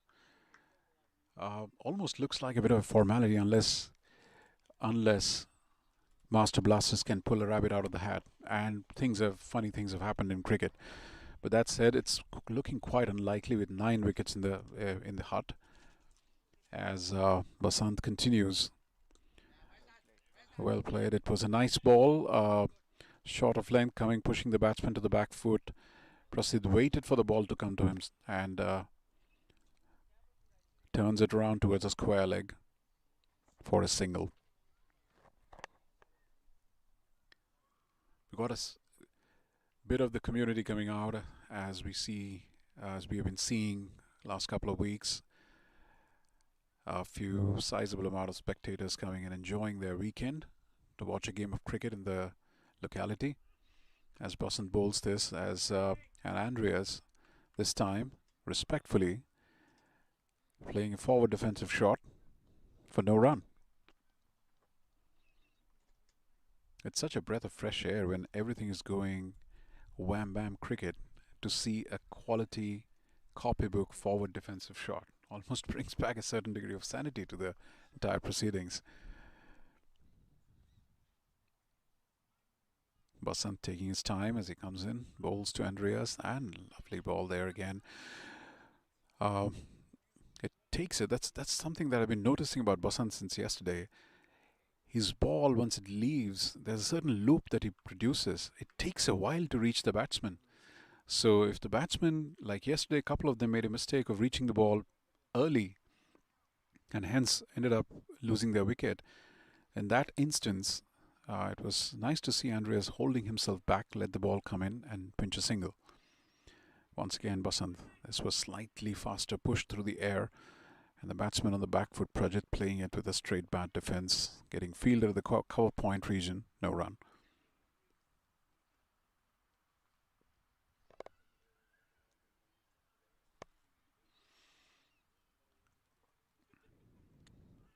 This time around nicely flighted, And the ball had a turn after pitching. Classic left armour delivery. Completely deceived of the turn, taking outside edge, and the ball trickling down to the third man. It would be a tough chance, so to speak, for the wicketkeeper, but there was probably a 20% chance there as it crossed the wicketkeeper there, but it went at a fairly tough clip. Andreas on strike. Every time he's on strike, the excitement meter is hovering around 9 on the scale of 10. Oh, that's a good ball from Basant. And all credit to Basant the way he's bowled to Andreas. He's not let Andreas get below for an expansive shot. So that's the end of another quiet over that Basant has bowled. After 13, it's 91. And Basant Regmi, 4 overs. He's even managed to get a maiden out there, giving away 20 runs at a rate of 5. So his good tournament continues. Although he would have liked to have a couple of wickets to his credit, but all said and done, it was a fantastic spell bowled by Vasant. Absolutely. In the context of the game, I think you gotta give kudos to both Nisarg and Basant, because everybody was getting carted to all paths, but they come in and they actually, Basant actually even manages to get a maiden over. I think that's phenomenal, skillful bowling. I just want to harp on one point though. I noticed there was an edge that was taken off the outside half of Project's bat, and there was no slip in place. I mean, of course, retrospect being a wonderful thing, but as a captain, I would have liked to see a slip go in after that to Project, because Project has been mostly defensive in the way he's been playing. I understand if you don't want to have a slip for Andreas because he's playing on a different level, but I would like to see that by the captains just reading the game, trying to pick up wickets, and even though it may not result in them winning the game, it's about match awareness and it's about making those calls. So really, because I know the game is almost done here, just 18 runs required, but the only way that the Master Blasters can win this or get some kind of morale boost out of this game is get a few wickets like yesterday. A score of if they're chasing 100 and if they chase it for 100 for 1, who cares if it happens in the 10th over or in the 20th over. But 100 for 5 looks really good. It feels like they were in with a chance, and this time Andreas playing a little too early, the ball coming a lot slower than anticipated. But it's those little moments in the game, I want to empathize with the Master Blasters because they've been under the pump. It's kind of hard to think straight. For the captain, it's a difficult task, but it's these moments that these little moments where you have match awareness, which in the grand scheme of things in a tournament, these little bit of experience that you gain, and you make the right calls, they all come together towards the end as a group, and it may well be at some point the difference between winning and losing. As Andreas has, you can clearly see he's struggling to run. He's had that niggle. As we have Anish Deshpande, the new bowler who's come in. But Andreas has been nursing this hamstring injury, and despite all that, Sheel, he's been smashing it. I can only imagine if he's at 100% fitness, what he's gonna do. Once again, that's good cricket there by Prajit. Yeah, because your hamstring, your base is a big part of your balance, and balance is everything in cricket. And I'm sure that because of this hamstring injury that Andreas has, he's not able to play at his 100%. So it just goes to show how good a player he is, that even though he's not physically not at 100%, he has been head and shoulders above any other batsman in this game. This time, Andreas leaving the ball. A bit of an oddity, Sheel. Totally. You speak about Andreas and his hamstring. It also speaks about his fitness overall, because the shots that he's hitting, those require phenomenal amount of strength coming from core. And to have a niggling hamstring and yet managing those emphatic shots, that talks a lot about his fitness overall. And great role modeling. I always get excited in these kind of league cricket where you bring in such a diverse range of players from across fraternities, and so much to learn for youngsters, especially in an up-and-coming cricketing geography like United States. Youngsters would be watching closely. So the kind of drills that he does for his own fitness, etc., is a great leaf to learn from for youngsters, especially the ones that he's playing with, and um, even the opposition players. So significant role modeling there. I'm happy that um, having that little injury, he's chosen to continue to play, uh, which is a good message going across just to his team. And I don't think at this point anybody who doesn't have that information about his fitness would even doubt how he's feeling, because he looks absolutely top of the pile in terms of his fitness. He's not put any wrong foot today. He's although got a couple of chances, but I guess he's earned his right to stay out there and continue batting. And as we say, that's a number 3 that goes into the woods. Massive shot that came. That was a absolute loosener, to say the least. A ball that was short pitch, didn't pitch too well, an absolute food and drink for Andreas as he rocked back and middled it like only he has been doing all through the day today. And that's number 3 into the woods. I dare say there's another change of ball coming up. Massive shot. I think the 100 is up as we speak. And there's only about 8 runs needed for this game to end. Fantastic. I mean, this was Asad's first ball, and like I said, he didn't bowl yesterday, so it looked like an absolute loosener. He just came in and dropped the ball short, and a person with the experience of Andreas would definitely go hard on the first ball of a new bowler who's bowling first time over the weekend, to make sure that he exerts his dominance, and he did it in style. We've spoken about it a few times, Rance, but it's just the distance that he has hit today is incredible. I mean, it speaks a lot about his timing, his power, his fitness. Just a different level altogether as far as batsmanship is concerned between the two teams. A player like him makes such a big difference. I mean, look at the batting of Master Blaster. They're struggling to go beyond that second gear in their batting, and here's a batsman who is consistently hitting that 5th and 6th gear and remaining at that at a consistent pace. Yep, supreme skill, really, and testament to his fitness. I almost forget that he has that hamstring injury because I only noted it. It just occurred to me when he was limping a little bit.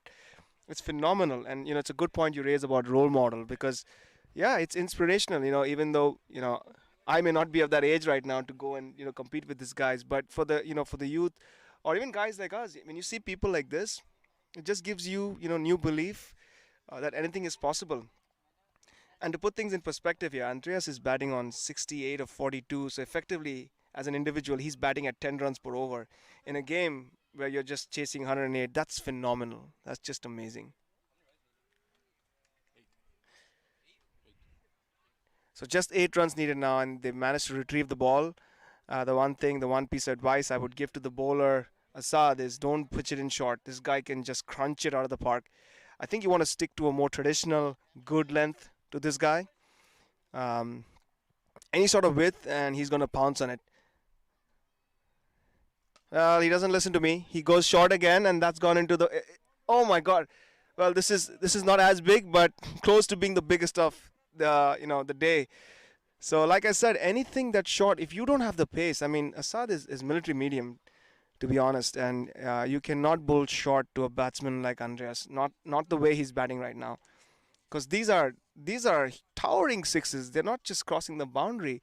Like I said, there's a tree line that's a good 20-30 yards beyond the boundary, and he's almost hitting the ball into that tree line. As we have another pause in play because the ball is lost again, and I think they retrieved it. I'm sorry, or they're using maybe using a different kind, a replacement ball. Yeah, I'm correct. So they're still looking for it, but I don't think it's going to matter now what ball they use. Just 2 more runs needed. What an innings by Andreas! 74 runs out of the target of 108. What a player he is for the Seattle Thunderbolts. Like I said, nobody cares. There's a bit of a debate as to, hey, can we use this ball? And Andreas says, hey, I don't care. Just 2 runs left. So This is turning out to be quite a crushing victory here for the Thunderbolts. Absolutely. As all the cameras are trained on Andreas, expecting this could be the winning runs here. As Asad comes in, and Andreas pushing it to the covers. As Prajit wanted to take a single, I'm sure Andreas had other ideas of finishing the game in style.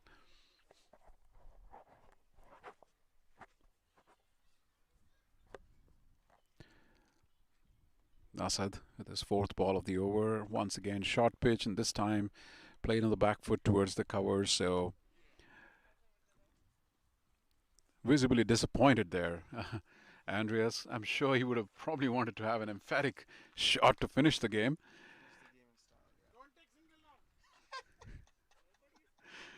And Prajit on strike, and as he tries to sort of push towards the cover, no run taken. Scores are level right now. This is going to be, and there it is, as Prajit plays it through the gap, and the ball goes towards the boundary as the fielder takes it. I don't think it crossed the boundary line, and the batsmen are through for 2 runs, and Seattle Thunderbolts capped at a comprehensive win. I would say comprehensive. It's a professional win. They have not put a foot wrong today since morning. Since the time they won the toss and put the opposition into bat, they put a stranglehold on the innings of Master Blasters, and then just came in, and what an emphatic performance from Andreas. Literally shut them out, scoring the runs in about 15 overs.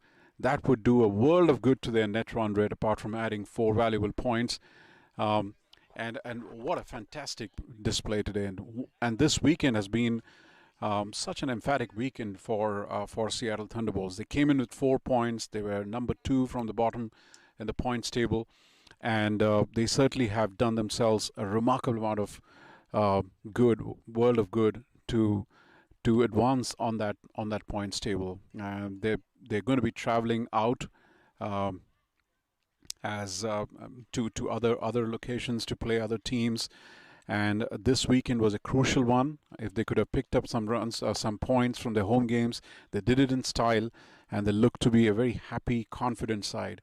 They made a couple of good changes, and as we look back, Fani Simadri, his inclusion was one of the key ones yesterday, and he continued his good work even today. And of course, they got some of their less exposed batsmen, some batting time yesterday. That would have been a good outcome. And frankly, a weekend without Andreas Glaus special would have been incomplete weekend, and he did it in style and gave a lot for the crowd and the team to cheer out here. Rance, a job well and truly emphatically done by Seattle Thunderbolts. Absolutely. And when you put things in perspective, yesterday they was chasing a similar score. They were stumbling across, mainly because they lost Andreas early. But today was more of an emphatic, incisive, surgical win, because the Master Blasters did not look like they had a chance at any point. Just to focus on some of the positives for the Master Blasters, it's tough for them coming in, away conditions, playing against a team that's on the up. We've been talking about the Master Blasters trying to get their combination right. On the other hand, the Thunderbolts, you can see from their last few games, are a team that has progressed in the right direction. They're finding that combination. They're finding their strengths. They know which player fits in well in a particular situation, and they've got the opening combination going. They have the right intent.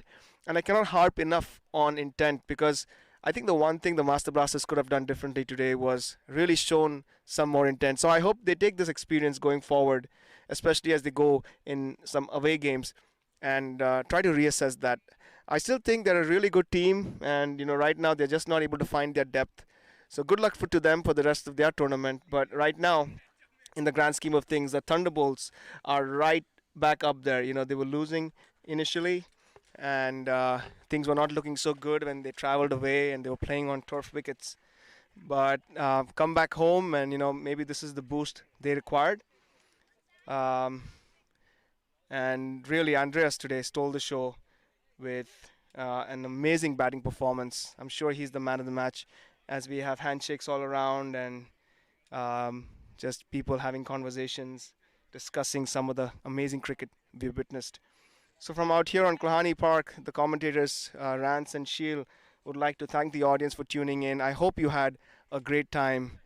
We sure did, and we're looking forward to the Thunderbolts once again.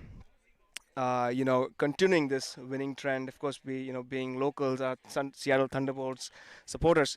And having said that, my colleague Sheel has just gone ahead and brought Andreas here, so we're gonna have a few words from Andreas. So, Andreas, amazing performance today. I mean, we were in the best seat in this house. I know you're nursing a hamstring injury. We were talking about it, but I think some of the shots, I mean, you need a really strong core, really good balance. I mean, you were hitting them, those are bigger than 90 yards. How do you do it? Yeah, thank you. I think, like for me, batting is all about having a strong base. So yeah, strong core, strong base, and then once you have a strong base, you can basically hit anywhere you like, because your base is all, your setup is strong. So yeah, that's probably the biggest thing for me. It's just a strong base. But is that hamstring injury affecting you at all when compared to when you were 100% fit in executing some of those shots? At the moment, it's feeling okay. So yesterday it was still a little bit sore, but today not in batting and running. Normally I like to really run quick and quick singles, twos and stuff. So that just went out the window a little bit. But the rest of the stuff, no, didn't bother me too much. And in the field, obviously I was hiding behind the stumps the whole time. So yeah, it was good. Now, we still noticed some really good stops on the offside. You did really good. I mean, you're such a good addition. You made this total look so small. I mean, we were talking about the Master Blasters the entire time, and they were struggling. I mean, it's away conditions. I don't want to be too hard on them, but you were batting on another level. Is there any secret to that? I think when people come to, especially this field, like the outfield is very thick. It's slow. You don't get value for your shot, so you need to find another way to score. And unfortunately for this field, it's you have to hit the ball in the air to get runs, because on the ground it doesn't go anywhere. So I just try to find a way in practice to hit a lot of sixes in practice to see where my angles are, where the places is where I want to hit the ball. So yeah, that's probably the biggest thing. Like in preparation, I try to hit a few angles and try to hit a few shots to just know that you doesn't matter where they bowl. If it bowls there, you can hit it there for six or there for six. So yeah, that's probably the biggest thing. Amazing. I'll just hand over to Sheel. No, not much. I know you want to go back and celebrate with your team, but just a couple of questions here. The first one about your power hitting. That's something that we've been talking, that even the opposition here, they simply didn't get that fourth gear or the fifth gear. But something that having played in different leagues, how are you sort of recommending and giving advice to the youngsters how they can build more power hitting prowess? I think for power hitting, I think everything comes with intensity. Like for their innings, like you can see it's a team that's been struggling to win games. The same with us the previous few games. So it's difficult to just keep going and hit on this concrete wicket. You need to get at least 60, 70 in the power play to really put a big score on. But if you keep losing wickets and you don't have the confidence in your batting as a side, so then you have to hold a little bit back. And on this field, it just keeps holding you, there's nowhere to go because the ball is not, you can't rotate. So yeah, that's a problem thing. So power hitting, I think, have a strong base, learn from a young age what a strong base is, and all the power comes from the ground. So once you have a strong base, you can really hit powerful. So the weekend has been good for you guys. You're coming in here with 4 points, going out with 12. Now you go on the road. So how's the mood in the camp? Very good. We still have two home games left. 2 weeks time, so we still have 2 home games left. So hopefully we can do 2 more wins there. Yeah, look, we haven't been batting well the few games, and I thought we were a little bit unlucky in some games. But finally we've managed to win a few games, and no, the camp is very happy. Thank you. Thanks for coming and having a chat with us. Go well.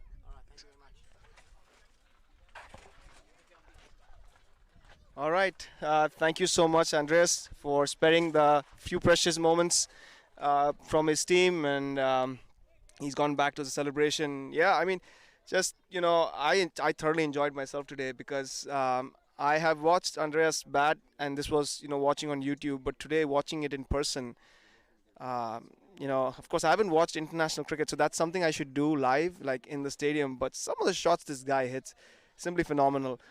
Yeah, it's truly inspirational. So I think that wraps things up from out here in the middle. And thank you so much to the audiences for tuning in. I hope you all had a great time, and I hope the Thunderbolts supporters are feeling really positive. Master Blasters fans, hang in there. Times can be tough. They just need to string a few things together, like we said, intent, work on a game plan, match awareness, some of those basics, and I'm sure you'll be right back in there.